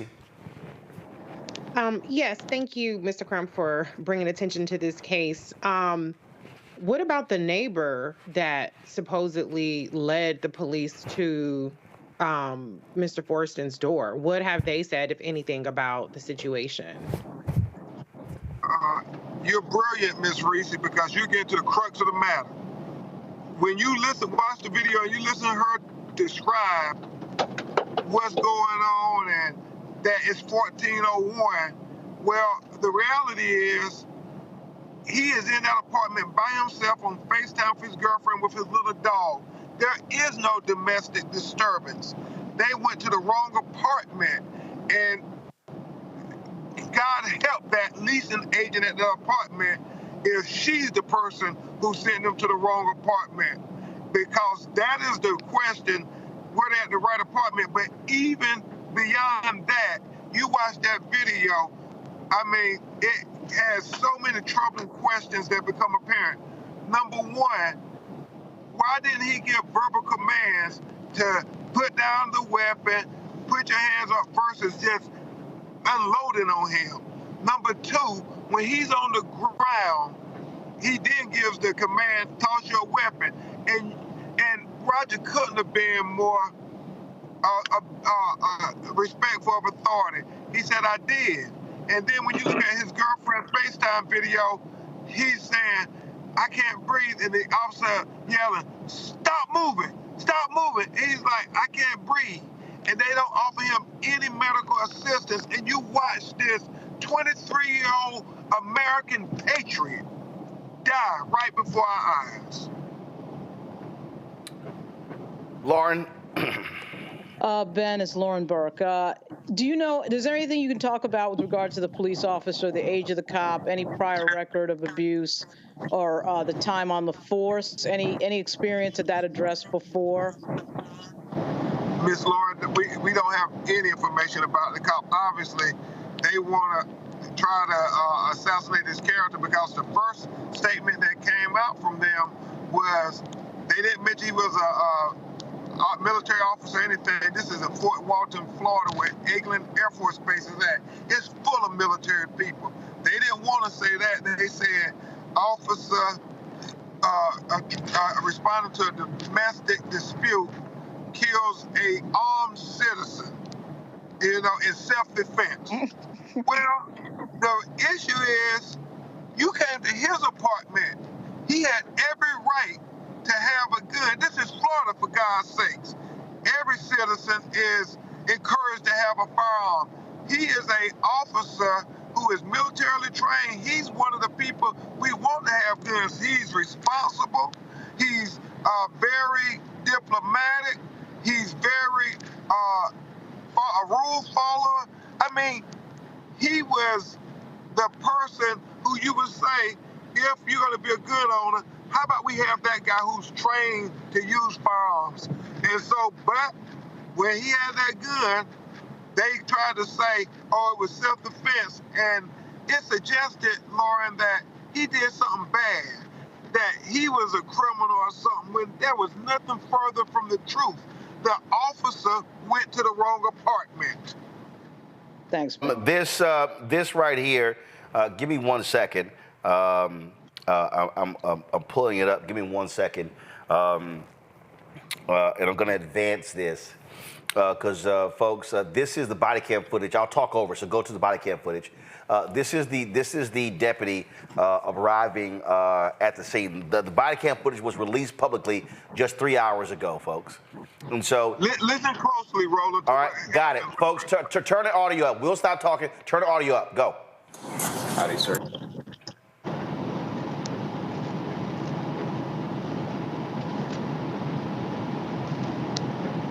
What's going on? I'm not sure. I just was told to let her know if you guys come by. Okay. So I'm going to give her a quick call and let you guys know. Okay. Let her know. So there was a fight going on or something? I was not present for that. Okay. Yes, sir.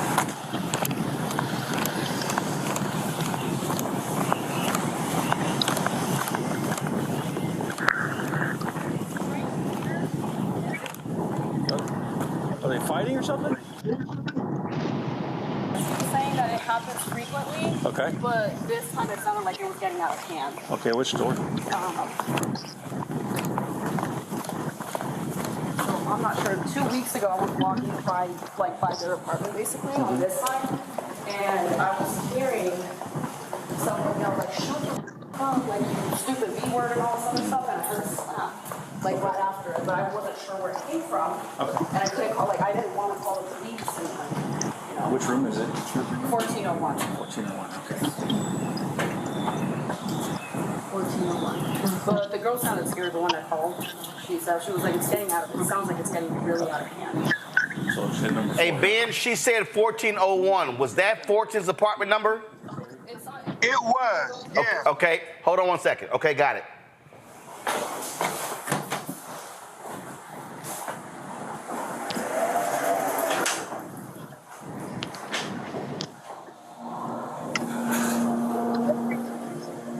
She said she wasn't sure initially where the unit was at, but then she said 1401. 312-111.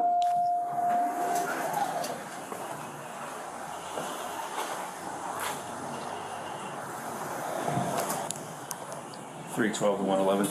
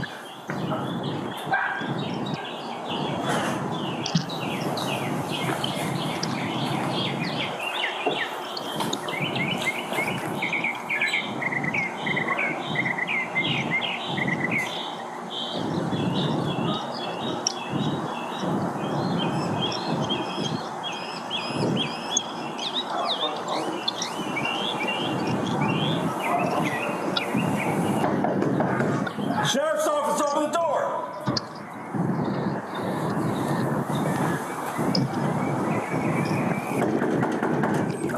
Sheriff's office, open the door! Step out.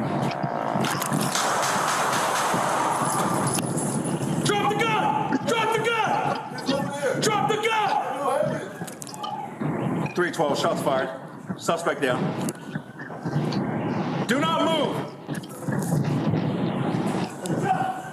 312, get EMS my location. Unbelievable. Oh, all right. Now let me. That's the end of the body cam video there. I mean, absolutely, Ben. No warning. Door barely opens. Barely opens. Didn't tell him to drop their weapon. Yeah. Go ahead. Didn't tell him to drop their weapon. He didn't give the verbal command, drop the weapon, put your hands up, nothing. Said step back. Roger was stepping back, never raised the weapon. Right. It was in his right hand. And he just unloaded on him, Roland Martin. At no point in this did he ever give the order to drop the weapon, nothing. It was like literally that door opened, he saw a black man with a gun and he fired. And as you said, we're in Florida. You can have a gun in your home. Yep. Yep. Hey, Roland, it's so deep when you look at him on the ground and he start giving the commands after he's been shot. I mean, Roger's even complying then. He says, toss the weapon, and he says, I tossed it. I mean, he couldn't have been more compliant, but it didn't matter because for whatever reason, I think we all know the reason, when he saw that gun in his hand, he just said, bad guy. And Roger was... Damn. Yeah, nothing in his record. It's unblemished, Roland. He was a decorated airman. He was in special ops. I mean, he was doing everything right. Greg Carr. Thank you, Roland. Thank you, Brother Crump. I wasn't aware that black people are encouraged in Florida to be armed. In fact, I think we should probably stop talking about a right to be armed. There is no right to be anything in the United States of America when you're black. Not really. At least if the law means more than just some words on a page. But I want to ask you about the question. The question I have to ask is, what is the cost to this struggle against these murderers for us to continue to frame the victims as good as opposed to bad people when no one should be executed by the hunter? From what I've read, the hunter has been put on administrative leave, probably paid. The deputy hunter, the one who strode so confidently to the door and as an accessory before the fact named the apartment 1401, certainly won't be punished. She's a deputy cop, as are all people who do this kind of thing. But what's the strategic value of us mounting a defense of someone as a good person, as if there is anyone who deserves to be murdered by these murderers? Is there some concession? And then does the burden then shift from the killers to the victims when we start talking about good people as opposed to bad people? Should it matter, and why or why not? It shouldn't matter, but unfortunately, we live in America where race is always an issue, and they try to criminalize our race. They will assassinate our character after they assassinate us. And that's what they're attempting to do. He tried to say self-defense. It reminds you of Botham Jean in Dallas, Texas, when the policewoman went to the wrong apartment and killed him. And they're talking about, I was in fear of my life, self-defense. It's the same notion that it doesn't matter how good the black person is. They still try to justify the unjustifiable killings of our people. It happens over and over. Atiana Jefferson, I mean, we can just go down the list. And it's all these black people who are in their own home, in the sanctity of their own dwelling, their castle, in their sanctuary, Breonna Taylor. But yet they all get killed and then they all try to justify it. And so it shouldn't matter whether they have an unblemished record or not. But we know, without a shadow of a doubt, if he would have had a checkered past, that's all we would have heard about from the victim. We still won't know anything about this killer officer. We won't hear one word about his past. Ben Crump, we hate to have you on for these type of stories, and we hate to have to show those videos. But the reality is we're left with no choice because this is what happens to us all too often. We will keep on this case, and we will certainly see what is next. Hey, thank you, Roland Martin. Thank you for covering our stories. Appreciate it. Thanks a lot, Ben. Folks, going to a break. We come back. We're going to stay in Florida. The Florida A&M University Board of Trustees meeting is over. And frankly, there are more questions that we have after the meeting than we had before the meeting. You're watching Roland Martin Unfiltered on the Black Star Network. Support our work. Join our Bring the Fuck fan club. Our goal is to get 20,000 of our fans contributing on average $50 each. That's $4.19 a month, 13 cents a day. You can send your check and money order to P.O. Box 57196, Washington, D.C. 20037-0196. Cash App is $RM Unfiltered. PayPal R Martin Unfiltered. Venmo is RM Unfiltered. Zelle Roland at RolandSMartin.com.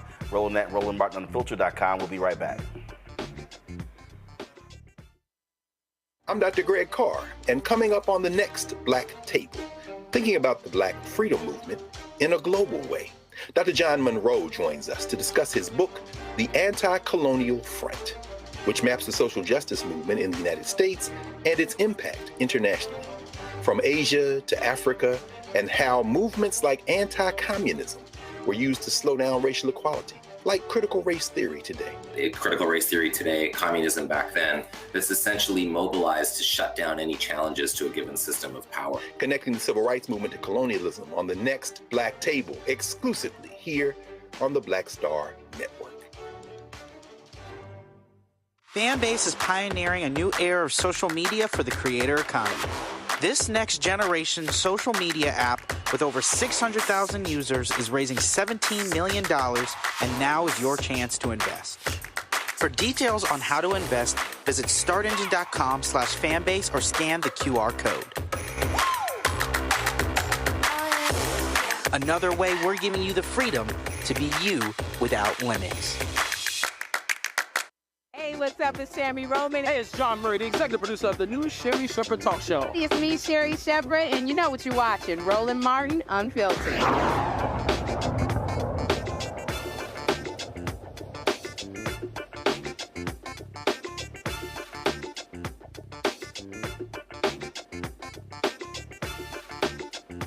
Well, a few moments ago, the Florida A&M Board of Trustees meeting ended where they were discussing this multi-million-dollar donation from a Gregory Jerami and the Isaac Batterson the Seventh Family Trust.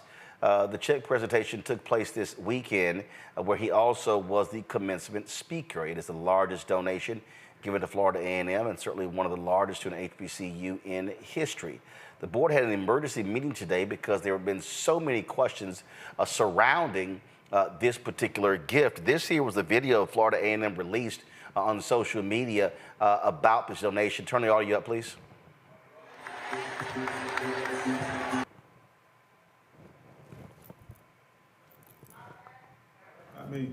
And sign this agreement on behalf of Florida A&M University, the Jerami Family Foundation. The $237 million gift is more than the size of the FAMU endowment value and represents one of the largest single personal donations to a historically Black college and university. To be able to give back to HBCU at this level is important to me. To be able to choose, for our foundation, to be able to choose a university where our legacy will continue and will be the most impactful for generations and generations to come. That is the most important thing to our foundation and us. President Dr. Larry Robinson says this donation will have a far-reaching impact on the academics and the athletics programs at Florida A&M University. Well, we are extremely grateful and ecstatic about this game-changing donation to Florida A&M University. Jerami is the founder of Batterson Farms Corporation and a champion of sustainable agriculture and biodegradable hemp products in Texas. For Florida A&M University, I'm Giovanni Hampton. All right, folks. Well, after that news came out, it took everyone by surprise. So folks began to ask themselves the question, who is this guy? Who is Gregory Jerami? Well, Jarrell Blakely penned an op-ed in Education Newsflash called "For the Love of Money, Has FAMU Been Fooled?" He's been posting a number of different things on social media about Gregory Jerami, and these are questions that frankly, were not answered in today's board meeting. Jeremy joins us from Indianapolis. So glad to have joins from Indianapolis. So Jarrell, I listened to about an hour of the board meeting. I had to go live on the show. And so I'm listening to this conversation, and they had the company on that handles investments for Florida A&M, and they were talking about paperwork, things along those lines. So basically, those guys did not vet any of this. And so then I had to jump off right when they had the official on talking about the vetting process and how this Jeremy reached out to them, how they began to have conversations with him. He wanted to make a donation to the school. After the Spelman donation was announced, $100 million, they said, well, he wanted to increase his offer. Then they began to talk about this courtship. So basically, let's just, for everybody who doesn't understand, FAMU has not gotten any money. There's actually no money. So this $237 million number that people are hearing, this number, is not a real number. What he has given them is stock certificates in this privately held company where he has assigned the value of these stocks to be $237 million. And what they did was, so he assigned, if I'm correct, a $15.85 price per share, and he's given Florida A&M University 15 million shares in this company. But it's a private company. So the reality is, it's not a publicly traded company right now. So until there's an IPO, or until someone privately buys this company, Florida A&M ain't got no money from this guy, right? Did you hear the same thing that I heard? Well, first, Brother Roland, thank you for having me on here. I'm really honored to be on here to discuss this very important issue. Today's foundation board meeting at FAMU was a disgrace. And I believe that it was a symbol of institutional failure at Florida A&M University. What we learned today was that the trust contains several million shares of worthless stock. There is no value to Batterson Farms. It doesn't have any land. It doesn't have all of the necessary licenses. It doesn't have any employees. It doesn't have any revenue that would allow it to be evaluated anywhere near $100 million evaluation. And so today's meeting was disturbing, to say the least. The fact that Florida A&M allowed this man to basically con them into accepting worthless shares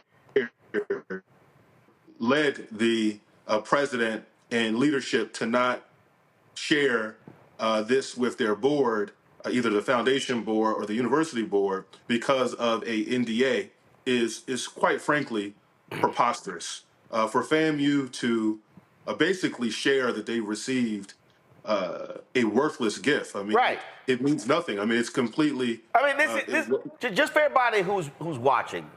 Okay, I own this company. I own Black Star Network 100%. It's a private company.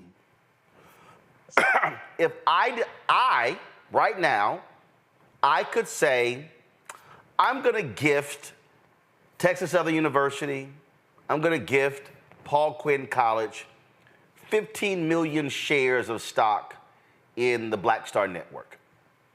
Now, even though I have an actual company, I've got employees, I've got revenue, I can then say, and this is listening to the call, I could say, I am assigning a value of this stock of $15.85 a share.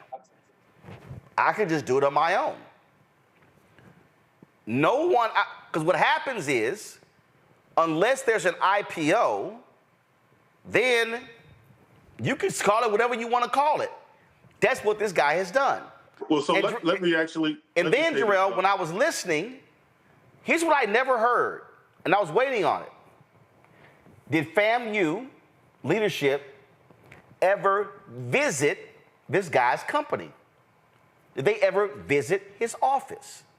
did they ever confirm how many employees he has? Go to my iPad. Tallahassee Democrat has this story.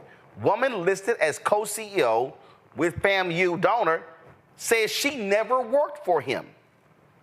Kimberly Abbott, who formerly served on the city council in Birmingham, has known Jerami for years, long before the 30-year-old was celebrated for his donation. In an operation that Jerami himself says employs only a few full-time administrators, in a workforce of 7,000 contract employees, Abbott was listed as co-CEO and vice chair of Batterson Farms Corporation, where Jerami is CEO. When asked if she worked at Batterson Farms, Abbott said, "I never did." Jarrell, that's called massive red flag. So here's the thing, Brother Roland. They didn't even have to visit these places. They could have merely Googled. So when I heard about this sort of gift on Saturday, I just Googled. It took me about 10, 15 minutes to realize that this was a complete hoax. I don't understand how it took me 10 minutes to figure out that this was a hoax. And it took FAMU months of 6 months. They claim it was a vetting process that lasted 6 months. It took me 15 minutes to realize that this was completely a hoax, which is why I was able to write an op-ed so quickly, because it was apparent. And so the fact of the matter is, this is embarrassing, and I feel really bad for a number of reasons. Number one, the students. Those students who graduated from Florida A&M University worked really hard to graduate, and the fact that they had to hear from this flim-flam artist was actually shocking. I can remember my commencement address speaker. I graduated from Howard University, and we had some really, really esteemed individuals to give the commencement address.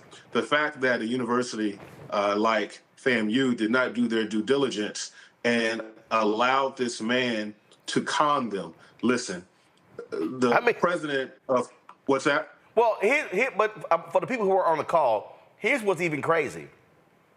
They're on the call, they're discussing the donation. I thought I heard this correct, maybe correct me if I'm wrong, where they said some questions came up and they still let them speak. I was listening going, whoa, did I just hear that? They literally said some questions arose, but the president made the decision, yes, let's move forward with him as commencement speaker. I was like... So let me say this. So let me say this. FAMU deserves better. The fact that this happened is an institutional failure of massive proportions. The fact that this man was vetted or wasn't vetted, and they allowed him to speak is just outrageous. And so, it took me just a few moments to realize that this gentleman was a fraud and a hoax. And so I don't understand how you had an entire university infrastructure. I was listening to the vice president of advancement and the head of the foundation, who actually mentioned that she didn't actually even Google this gentleman, or she didn't do any due diligence. When you look at, it was very easy to figure out that this guy was not kosher.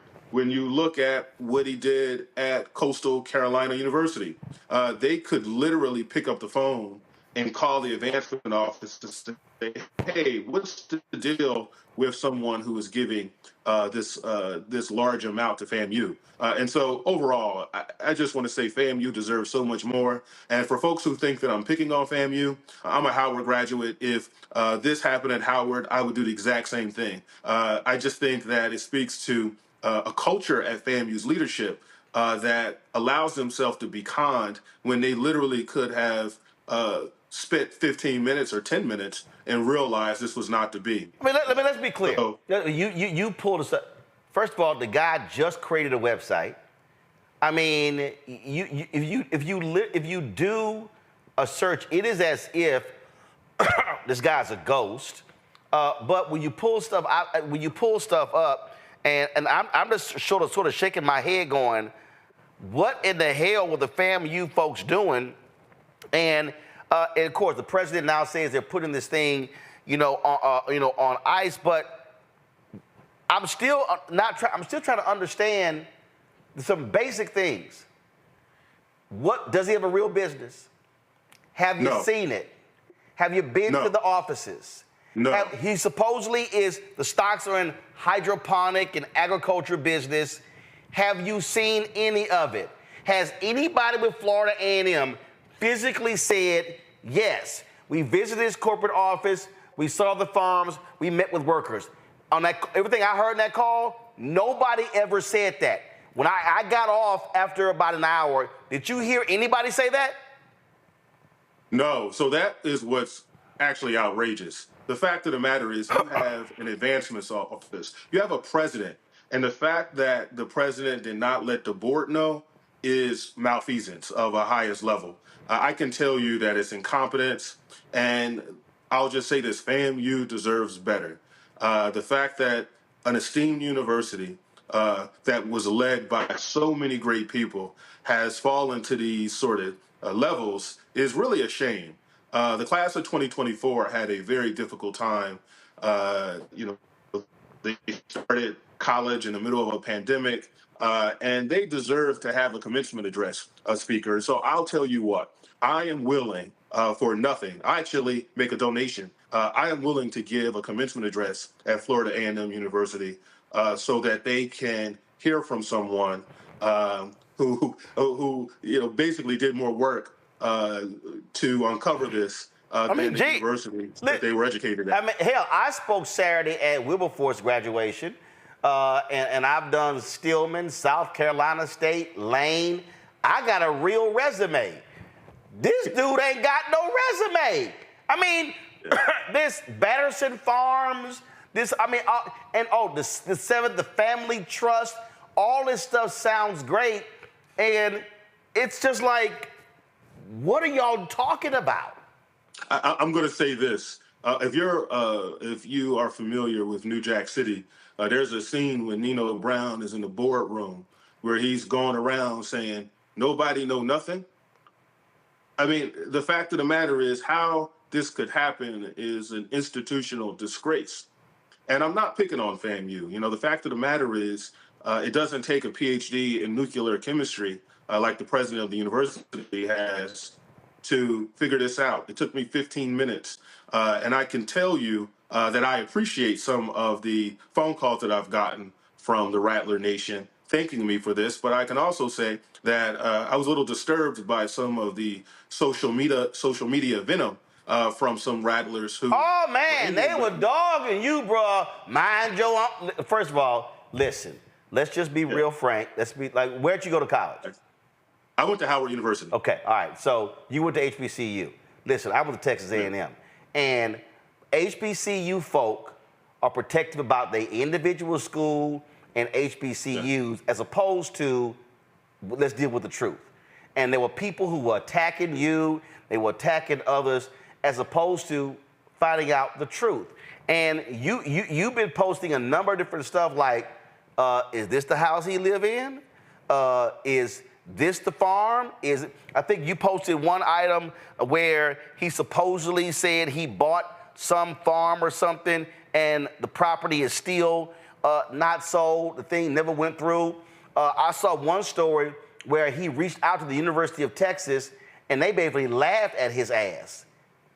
He called the University of Texas to try to give some money, and the University of Texas essentially laughed at him and hung up. But he's supposedly based in Texas. Bruh, come on. Yeah, I mean, listen, I'll just reiterate. FAMU deserves better.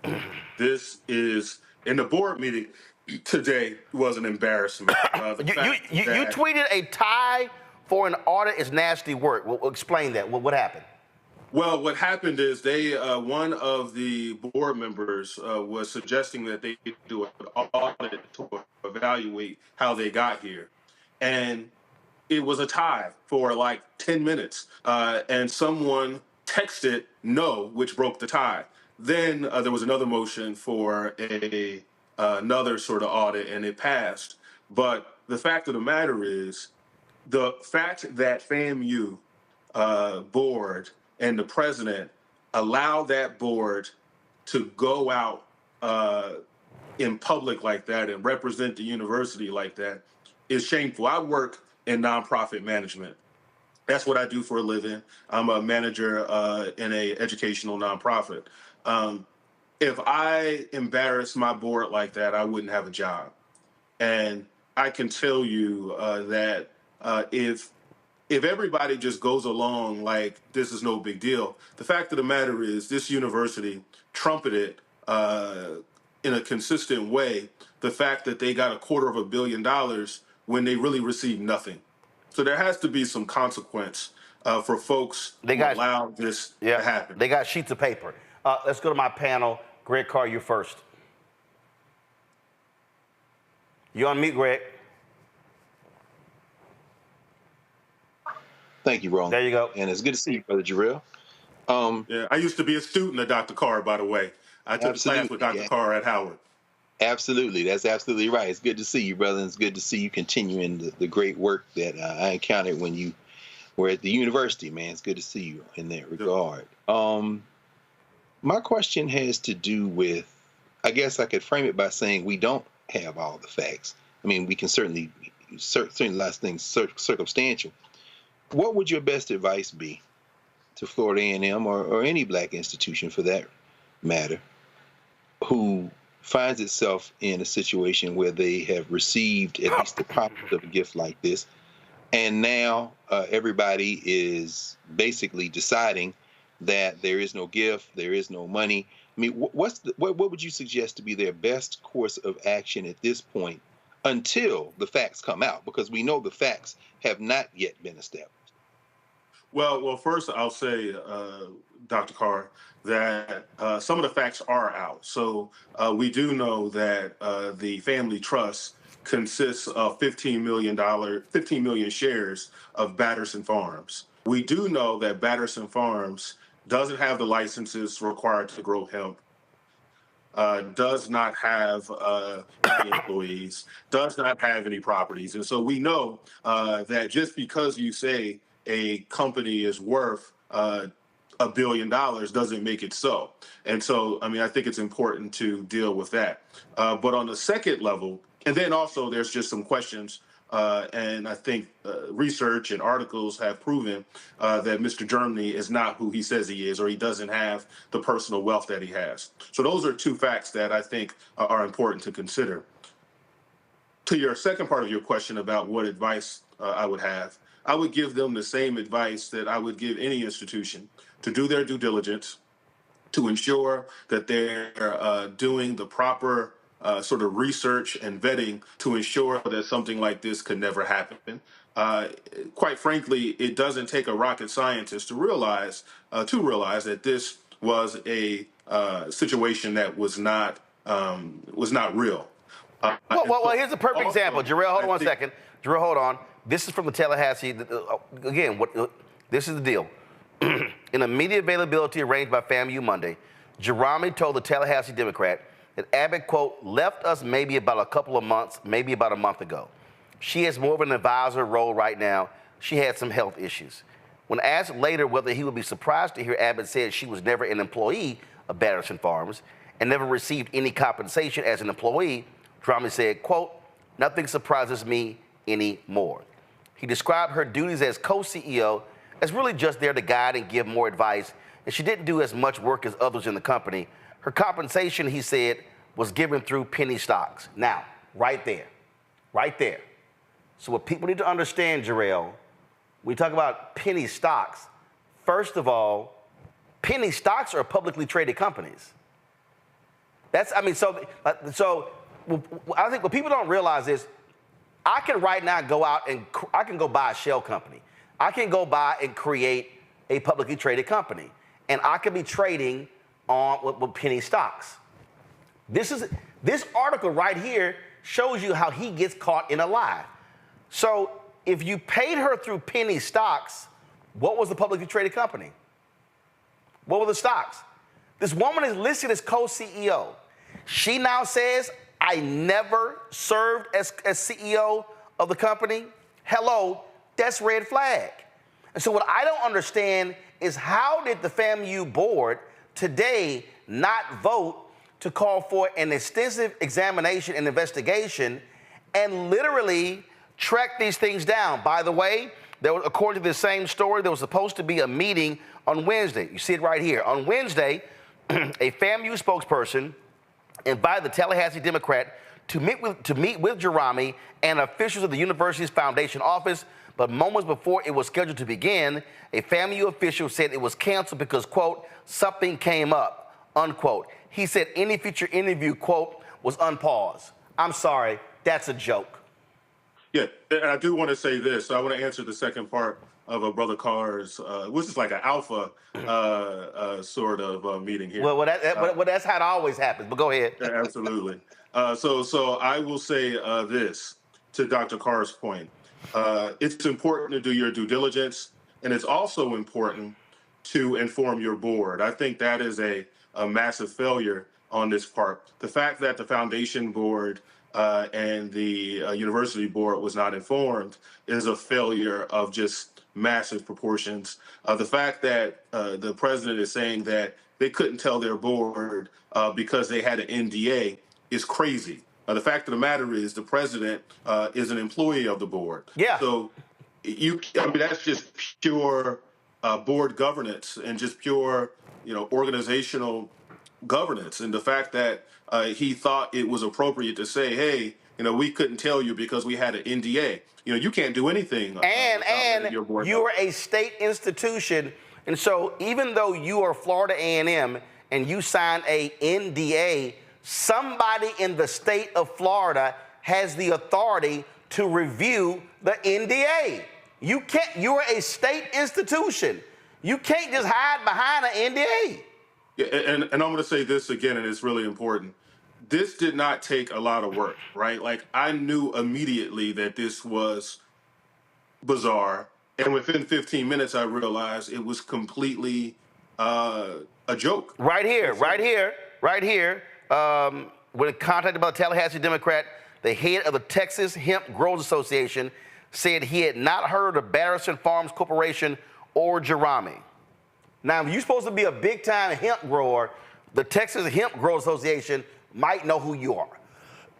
So let me say this. I think Jerami has some challenges that I hope he gets help for.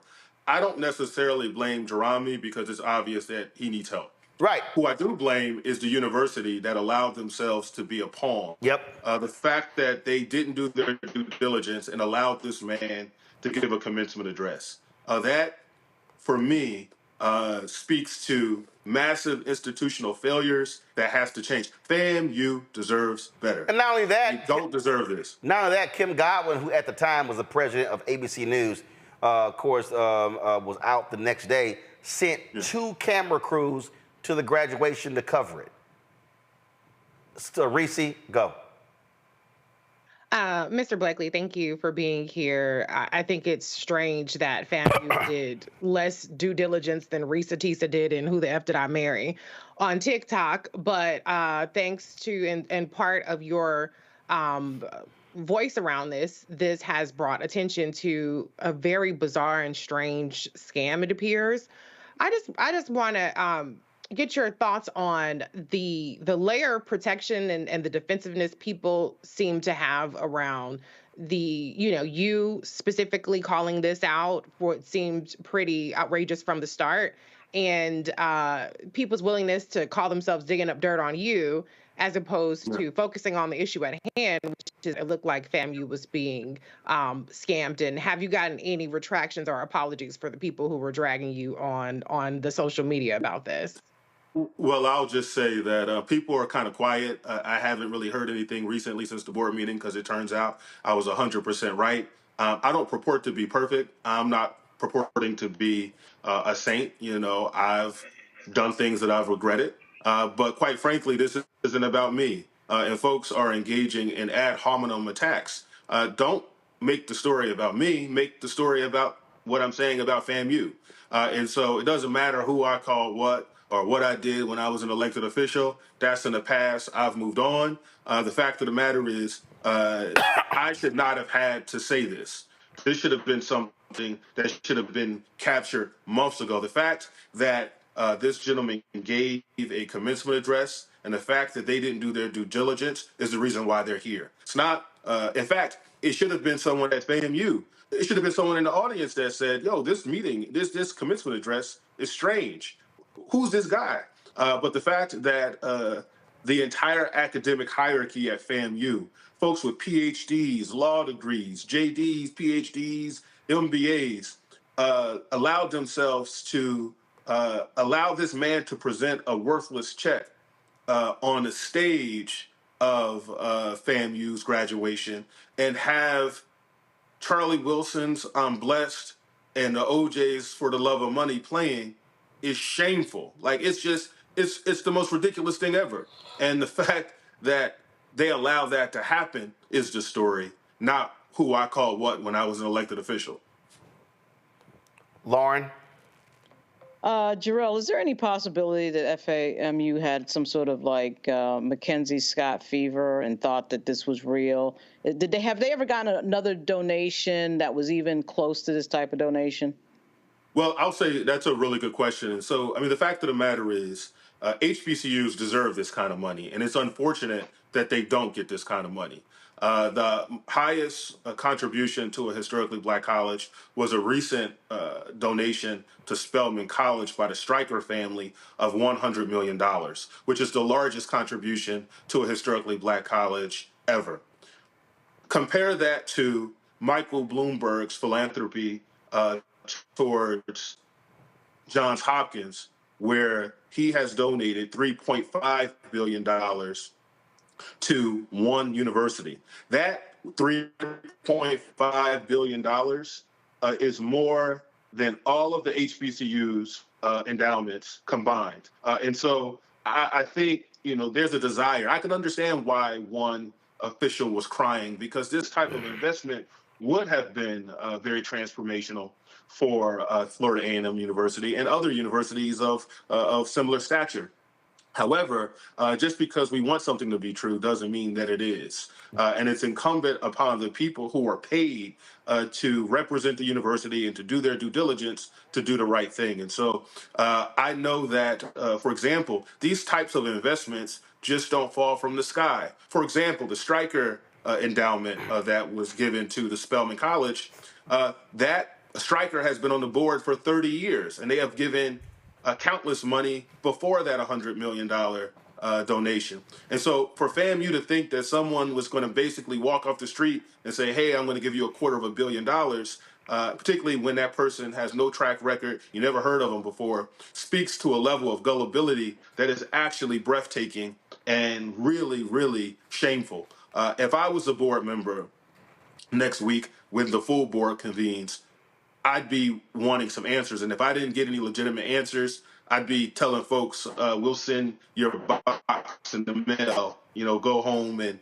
do something else with your career. This is a very big deal. The fact of the matter is, this is an institutional failure of huge proportions, and multiple people failed the university and failed the students by not doing their due diligence. So let me say this here again. What was said on the call today, which was stunning, was that this guy called out of the blue. He just called the office one day saying, I want to make a gift. And they begin to have different conversations about different gifts. And you heard Jarrell mention the $100 million Spelman. On the call, on the Zoom call today, they said that after the Spelman College donation was announced, Jerami came back and said, I want to increase my gift to exceed the Spelman donation. And they went, yay! This is absolutely insane. Lauren? No, I didn't have anything else. Thanks. Well, Jarrell, so what? So this was the foundation meeting today. What's next week? An actual Board of Trustees meeting? Yeah, I believe it's an actual Board of Trustee meeting. I think an outcome of the foundation board meeting, the president, Robinson, mentioned that the sort of gift is on hold, right? Which is another example, because the gift was never on. So how can it be on hold if it was never on? I think that the board meeting was outrageous. The fact that people just didn't fall on their sword, or people just didn't say, hey, we messed up. I just think really speaks to a culture. Listen, if Dr. Robinson has a job next week, I'd be shocked. Like I couldn't imagine. Put it like this: if Dr. Robinson is able to survive this, the problems at FAMU are a lot more intense than even this situation would imply. We shall see what happens next. Jarrell Blakely, thanks a lot. Thank you, sir. Take care. All right, Frat, take care. We come back. Isaac Hayes III joins us for our Tech Talk segment. Man, my head's still reeling from that FAMU segment. We'll be back in a moment. Fanbase is pioneering a new era of social media for the creator economy. This next generation social media app with over 600,000 users is raising $17 million, and now is your chance to invest. For details on how to invest, visit startengine.com/fanbase or scan the QR code. Another way we're giving you the freedom to be you without limits. On A Balanced Life with me, Dr. Jackie, the necessity of believing in things you can't see. It's called faith. It comes in all shapes and sizes, and it's powerful. And it's a big part of being able to live a balanced life. The valley I experienced being a cancer survivor was one where my footing was completely unstable. I had no idea what to do. And in that instance of not knowing what to do, I had to rely on faith. That's all next on A Balanced Life, only on Black Star Network. When you talk about blackness and what happens in black culture, we're about covering these things that matter to us, speaking to our issues and concerns. This is a genuine people-powered movement. There's a lot of stuff that we're not getting. You get it, and you spread the word. We wish to plead our own cause. Too long have others spoken for us. We cannot tell our own story if we can't pay for it. This is about covering us. Invest in black-owned media. Your dollars matter.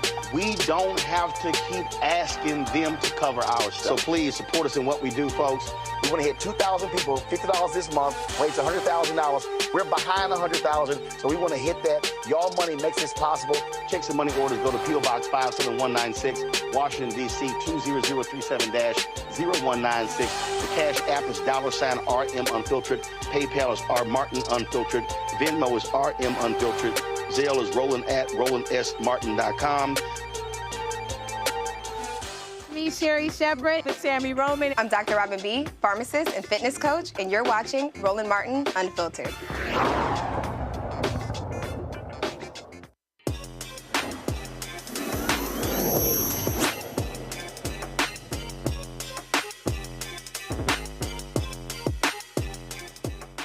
Elon Musk is talking about charging new users on Twitter. Now you have Facebook, also called Meta, who wants to now start charging businesses to be on Facebook as well. Don't think for a second these apps are going to be free. Isaac Hayes III, founder of Fanbase, joins us right now. Isaac, here's what's interesting here. These social media apps have been getting killed when Apple made changes to their phone, allowing people to stop being tracked. That's how they were making their billions. Now these companies are freaking out. They got to figure out how to find that money. And so they're going to start charging folk to be on these platforms. Absolutely. I think when Apple and Google allow users to opt out of being tracked when they're not inside the applications, that prevented a lot of these companies from being able to sell data and increase ad revenue. So for that very reason, a lot of people, including myself, have opted out of being tracked while I'm not using specific apps. And so Instagram and Meta are finding a way to offset that cost with this new Meta Verified for Business. That's pretty pricey if you look at it, Roland. Absolutely. And here's the deal. When we talk about this, what happened here, I remember when that happened, because what the folk realized was, well, hold up, we got the power here. So Apple's all about privacy. And when Facebook was getting crushed on Capitol Hill when it came to selling of data, when they put that became basically a poison pill for Facebook, and they've been reeling ever since. And so now you have this new deal, and they're starting in Australia and New Zealand, and they're going to be charging, what, $14.99 a month for businesses? I'm going to tell you these prices, $14.99, $44.99. $119.99 and $349.99. Yeah, the max plan is $350 a month. Yeah. And I mean, you're paying for more visibility, which should tip people off to the fact that your content is being suppressed. Meaning, like, if they're making you pay to be seen, then they're basically charging you to already be visible to the people that already follow you, and they're going to allow you to put links in your profile, other things like that. So I just found it extremely interesting. But this is just speaking more to the fact that I think these platforms are trying to offset the cost of losing ad revenue, and they're so ad revenue dependent, which is why this shift towards subscription-based services and social media is changing. And this is kind of like a middle point. This is like a way to kind of lead people into where Fanbase already is, because this is basically a subscription. You're basically subscribing to have more visibility on the platform, and that's what Meta is doing with this program. Lauren. So Isaac, don't you think the subscription model at some point, and I'm talking to somebody who has a StreamYard platform, is going to wear everybody out? Because now everything is becoming subscription. Everything is becoming pay me every month, pay me something every month, and that's starting to get old real fast. That starts to add up, as you know. So when do you think the breaking point of the subscription model business may be? I don't see that. I think that there's still a wide community of people that want to pay for content. It just depends on what you're paying for. It depends on what you're subscribing for. Because when you subscribe to Netflix every month, you're paying $20, $30 a month to subscribe to every single piece of content that is on Netflix. And you might not watch 99% of it, right? But if you could subscribe to someone for $2.99 a month and get an entire network of content specifically from that person, then you would pay for that and get rid of Netflix. And so I think subscription fatigue is absolutely real, but I think as subscription-based services become more available and more widely known, there will be niche communities that subscribe to specific things that actually people are more interested in. A lot of, like with media now and television, you're casting a wide net. A place like Disney Plus or Hulu or Netflix is casting a wide net, right? As opposed to narrowing down on the very, very finite a group of individuals that are interested in horror films or comedy specials or, documentaries. And so I think that's going to be something that's extremely important. And then with the advent of AI, I really feel like in real life content, which is called IRL, which we see a lot of the young streamers doing, is going to be the real television, which is reality. Like reality is going to be, the most watched type of content, more so than pre-recorded, filmed, expensive content that people are putting out nowadays. Thanks. Well, their reality is, I don't want to think about that. All right, Reese. I guess, can you talk a little bit about how undemocratic our information is becoming? I think people have this false sense of when they search for something, they are getting results based on the merit of the content that pops up, as opposed to algorithms starting to manipulate and throttle different websites or different content because of things like you mentioned, subscriptions, paying for advertisements and things of that nature. Can you talk about the information and the awareness that needs to happen around that issue of social media? I think most users are really unaware that these platforms are in competition with them. Every single person that's on Instagram or Facebook, the app is working against you because you yourself are a network. Every single person that has a social media profile, television network. And if a company wanted to advertise with you and you could consistently reach 1 million people, 10 million people, 100 million people, you could just charge for people to post content on your page, and the platforms know that. So they actually suppress your content and squish it down, and it forces the companies to do things like advertise with them. So this is just another way to continue to force advertisers to either do business directly with or for the visibility that they should already have. So for instance, Reese, right, Beyonce has 319 million followers on Instagram. The top threshold for any cable network is 100 million. But with cord cutting, we're now seeing that. So basically, at its height, CNN was in like 105, 110 million homes. That means that Beyonce, her Instagram page alone is 3 times bigger than CNN was at its height. But if Beyonce goes live right now, she will not have 319 million people watching her, because essentially they capped that sucker. Like you take Cardi B. One night Cardi B went live, and let me just see her followers. Cardi B has 167 million followers. She had almost 100,000 people on. That means that Cardi B was getting barely 1% of her following watching her live. So they ain't gonna never let, if a Beyonce can hit 319 million people, she can make that, that's more people than who watch the Super Bowl. Instagram ain't let her make that money. They gonna make that money. Greg. Thank you, Roland. And that kind of opens the door to my question, asked out of ignorance, but after years of watching you operate, and after years of Brother Isaac hearing your conversations with Roland and with all of us, and maybe this again, I'm asking out of ignorance, what do you see as the opportunity or opportunities for Black disruptors? Fanbase is free, Black Star Network is free.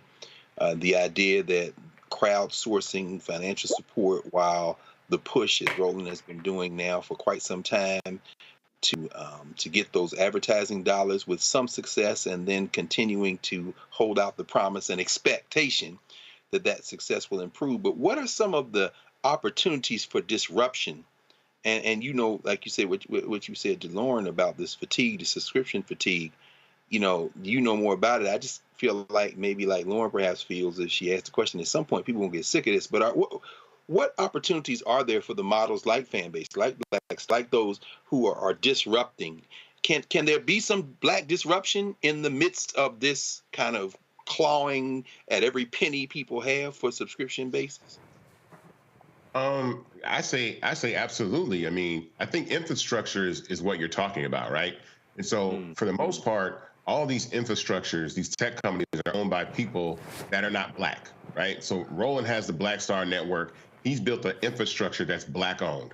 Fanbase is a Black owned application, a Black owned social media platform, and the infrastructure is Black owned. The reason why that is important is typically because culture usually creates and modifies and shifts and guides technology in the way that it's headed. What makes things cool, what makes things awesome, what makes things, it sets the trends.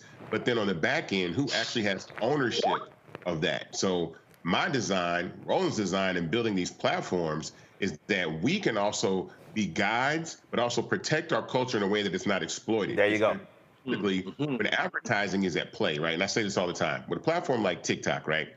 TikTok wants very, very famous white creators on their platform, because I always say, unfortunately, things built by Black people are perceived to be only for Black people, but things built by white people are perceived to be for all people. So if I'm Dunkin' Coffee, do I want a young 20-something-year-old white girl to be the face of our brand, or a young 20-something-year-old Black girl? You want the white girl because the white girl appeals to white people, Black people, Asian people, Latino people, all races, right? But if you have a Black girl, then most people, white people, might opt out of that advertisement. Other races might opt out of that advertisement because of the girl is Black. So we see Black culture being appropriated, but then suppressed so that it can't thrive in the same way. So a platform like Fanbase is not going to allow that to happen. Number one, we don't run off advertising. And two, I want to give everybody a voice. So I want to make sure that people understand that Fanbase is not Black only, but the fact that I'm a Black founder, it just means that I understand the inequity that exists, and there will always be a conversation and always be a way that all voices are heard, no matter what race you are, because we're not basing it on trying to suppress people's content to make money. It's a community, and I'm into community building. And so that's really the most important part about this is building a new community for people to be a part of. And I'll say this here, a perfect example. I saw the news today, go to my iPad, where Tubi, they're launching something called Stubios to fund and stream fan green-lit creative projects. They tapped Issa Rae to mentor aspiring filmmakers. And again, here's a perfect example. Issa Rae, significant brand, and she has a fan base, but guess what? Tubi wants to bring her on, cutting a check, to drive their value up, but guess what? She doesn't own Tubi. the Fox Corporation owns Tubi. And so what we're talking about here, even when you look at what, to your question, Greg, and I look at the work that Lauren does, what she's doing with her newsletter, the work that Reese is doing as well, and what you're doing with Karen Hunter and with us with the Black Table on Black Star Network. Yes. This is really the hardest thing. And this is the hardest thing. And that is to get Black people to decide, do I want to make Black people rich, or do I want to be so associated with white folks that I have white validation? See, we just got to put it on the table. We got to put it on the table because there are Black celebrities with massive following. And I know this because Isaac and I talked. He's had the numerous conversations, and they are on other social platforms making nothing. But if you say, here's an equity stake, you can come here and make millions. Yeah, but you're not them. Am I lying, Isaac? I don't think you're lying, but I think we also have to understand, I say this all the time, you know, and people like you, Roland, there are Black people in this country that understand that they are not minorities by their energy or their effort or their creativity. And so for me, I'm a person that's never felt like a minority living in Atlanta. And what I mean is, when you grow up understanding that white supremacy runs everything and that you have to fight your way through that, I don't fault the paths that Oprah and Jay-Z take. I don't fight the path that, you know, I understand why, because that's the only thing that they know. They don't, and I mean, we're getting to the point now where you should know. I mean, you're out there, Roland, I'm out there. We should know that we can actually invest in these startups and scale these things to $100, $200, $300 billion companies if we want to, but we have to get past that point. But I think that's hard to tell people to not kind of like stop fighting, right? All you have, if there's no villain, then the battle is over, and what do I have to fight? And a lot of people want to be able to fight through white supremacy to gain acceptance, but I've never felt like I had to, so I never did. So that's why I operate the way that I operate with Fanbase. So that's where we are. So Isaac, first of all, give us an update on your crowdfund. Man, everybody, I need you guys, everybody who's watching right now, go to startengine.com/fanbase. It's on my shirt if you can see it. And invest in Fanbase and get equity. We're raising $17 million. Drop lower third, please. $1 million raised. And there's goals to this. There's like a 5-year plan, I mean, a 3-year plan to this, but our first milestone is the $2.5 million mark that we want people to invest in. And the minimum to invest in Fanbase is $399, and you actually get equity shares, stock. This is not GoFundMe. This is not, Kickstarter. This is actual stock options. And it's also not a fake hemp farm, because you actually have a platform, an office, employees, and actual revenue. I'm sorry, go ahead. I had to go through the SEC multiple times. All of our financials are available online. We actually got a non-review from the SEC, which is a good thing. They trusted our paperwork and all of our due diligence on our company so well that they had no objection with us going ahead and launching this $17 million round. It's significant because I'm very confident that I'm going to scale Fanbase to a $100 billion company. And right now we're valued at $160 million. We've gone from 20 to 50 to 85 to a $160 million company. And I want to continue to do that and build the first of its kind Black-owned social media platform that can be a successor to a TikTok or an Instagram. All these platforms aren't going to last forever. Facebook is not going to last forever. Instagram is not going to last forever. There will always be new platforms that emerge that young people and other cultures migrate to build community. So I tell, before you do that, absolutely download Fanbase, use it, come on board, make a profile. It's free to download, free to use, but invest. And that minimum is $399. You get 60 shares at $665 a share.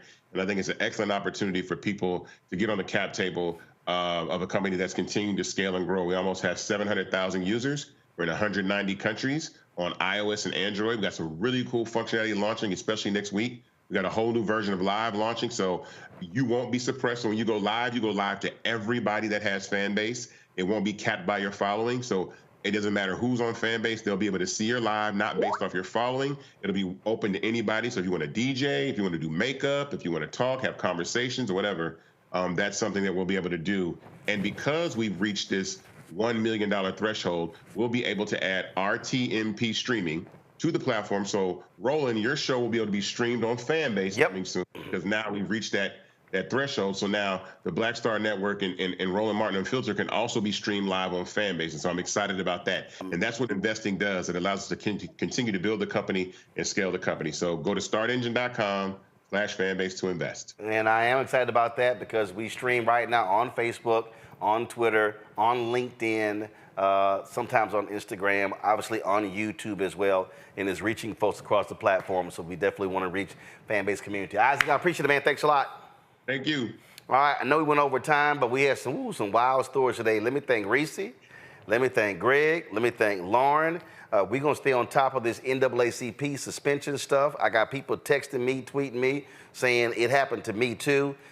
We certainly want to get some better information from the NAACP because that statement was not good enough, what they sent to us. And also, Florida A&M, I don't know what the hell y'all got going on, but y'all got more questions than answers for the public. And again, I'm from Texas, and ain't nobody heard of this Gregory Jerami dude. So I don't know what's going on there. All right, y'all, that's it. Again, Reese, Greg, Lauren, thank you so very much. I appreciate it.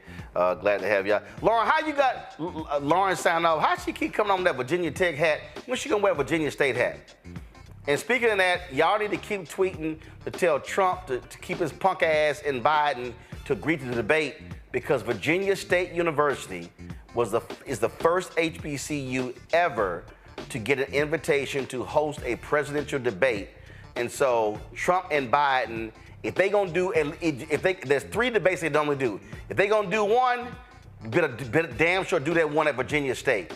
And so I need y'all out there on social media pushing that out there, saying you want to see that presidential debate happen on the campus of Virginia State University. And so y'all staying with my alpha brother, who's the president down there. That's it, folks. I certainly appreciate it. Again, Greg, Reese, Lauren, thanks a lot. Folks, we got to go. I'm going to see y'all tomorrow. My niece graduates from Howard University tomorrow. She gets her master's degree. It's at 6 p.m. I actually got to host a show. All my family's going to be there, but I was the one last year, so I'm good. But you know, I will be in studio. But Faith, congratulations on your master's degree in architecture from Howard University. She gets that degree tomorrow at 6 p.m. All right, folks, don't forget, support us in what we do. I had somebody send me this, put it on Twitter. Man, you need to send your anchors out covering these stores around the country. I said, baby, that costs money. I love people who tell me how we need to be covering news, and my automatic answer is, do you give? So it's real easy to say what we should be doing, but if you ain't no donor, well, I'm sorry. So, again, join our Bring the Fuck fan club. Send your check and money order, P.O. Box 57196, Washington, D.C., 20037-0196. Cash App, $RM Unfiltered, PayPal, R Martin Unfiltered. Venmo is RM Unfiltered. Zelle, Roland at RolandSMartin.com, Roland at RolandMartinUnfiltered.com. Download the Black Star Network app, Apple phone, Android phone, Apple TV, Android TV, Roku, Amazon Fire TV, Xbox One, Samsung Smart TV. Be sure to get a copy of my book, White Fear, How the Browning of America is Making White Folks Lose Their Minds, available at bookstores nationwide. Get your audio version on Audible. And we have sold out of copies of the first. Now, here's what I'm doing. I'm checking with my brother. Y'all, I got books all over the place, so I'm checking with my brother to make sure I ain't left none of his house. I just moved, so I'm going through all the boxes, make sure you ain't got a stash nowhere, but we are completely sold out. A lot of y'all been emailing, calling. Yo, I'm personally autographing each book. Y'all, that ain't easy. So I could have easily shipped the books, so I gotta personally autograph each book and package them. Okay, this ain't Amazon, okay, where you can order today and you get it tomorrow, because I gotta sign each one. So please be patient. I shipped off 140 books the other day. I just finished signing 60 before I came to the show today. My goal is to go home and knock out 200 tonight. So I'm on it, but just be patient, please, all right? So folks, we will see y'all tomorrow right here on Roland Martin Unfiltered on the Black Star Network. Holla! Black Star Network is here. Oh, no punch! I'm real revolutionary right now. Thank you for being the voice of Black America. All momentum we have now, we have to keep this going. The video looks phenomenal. See, this difference between Black Star Network and Black-owned media and something like CNN. You can't Be black-owned media and be scared. It's time to be smart. Bring your eyeballs home. You dig?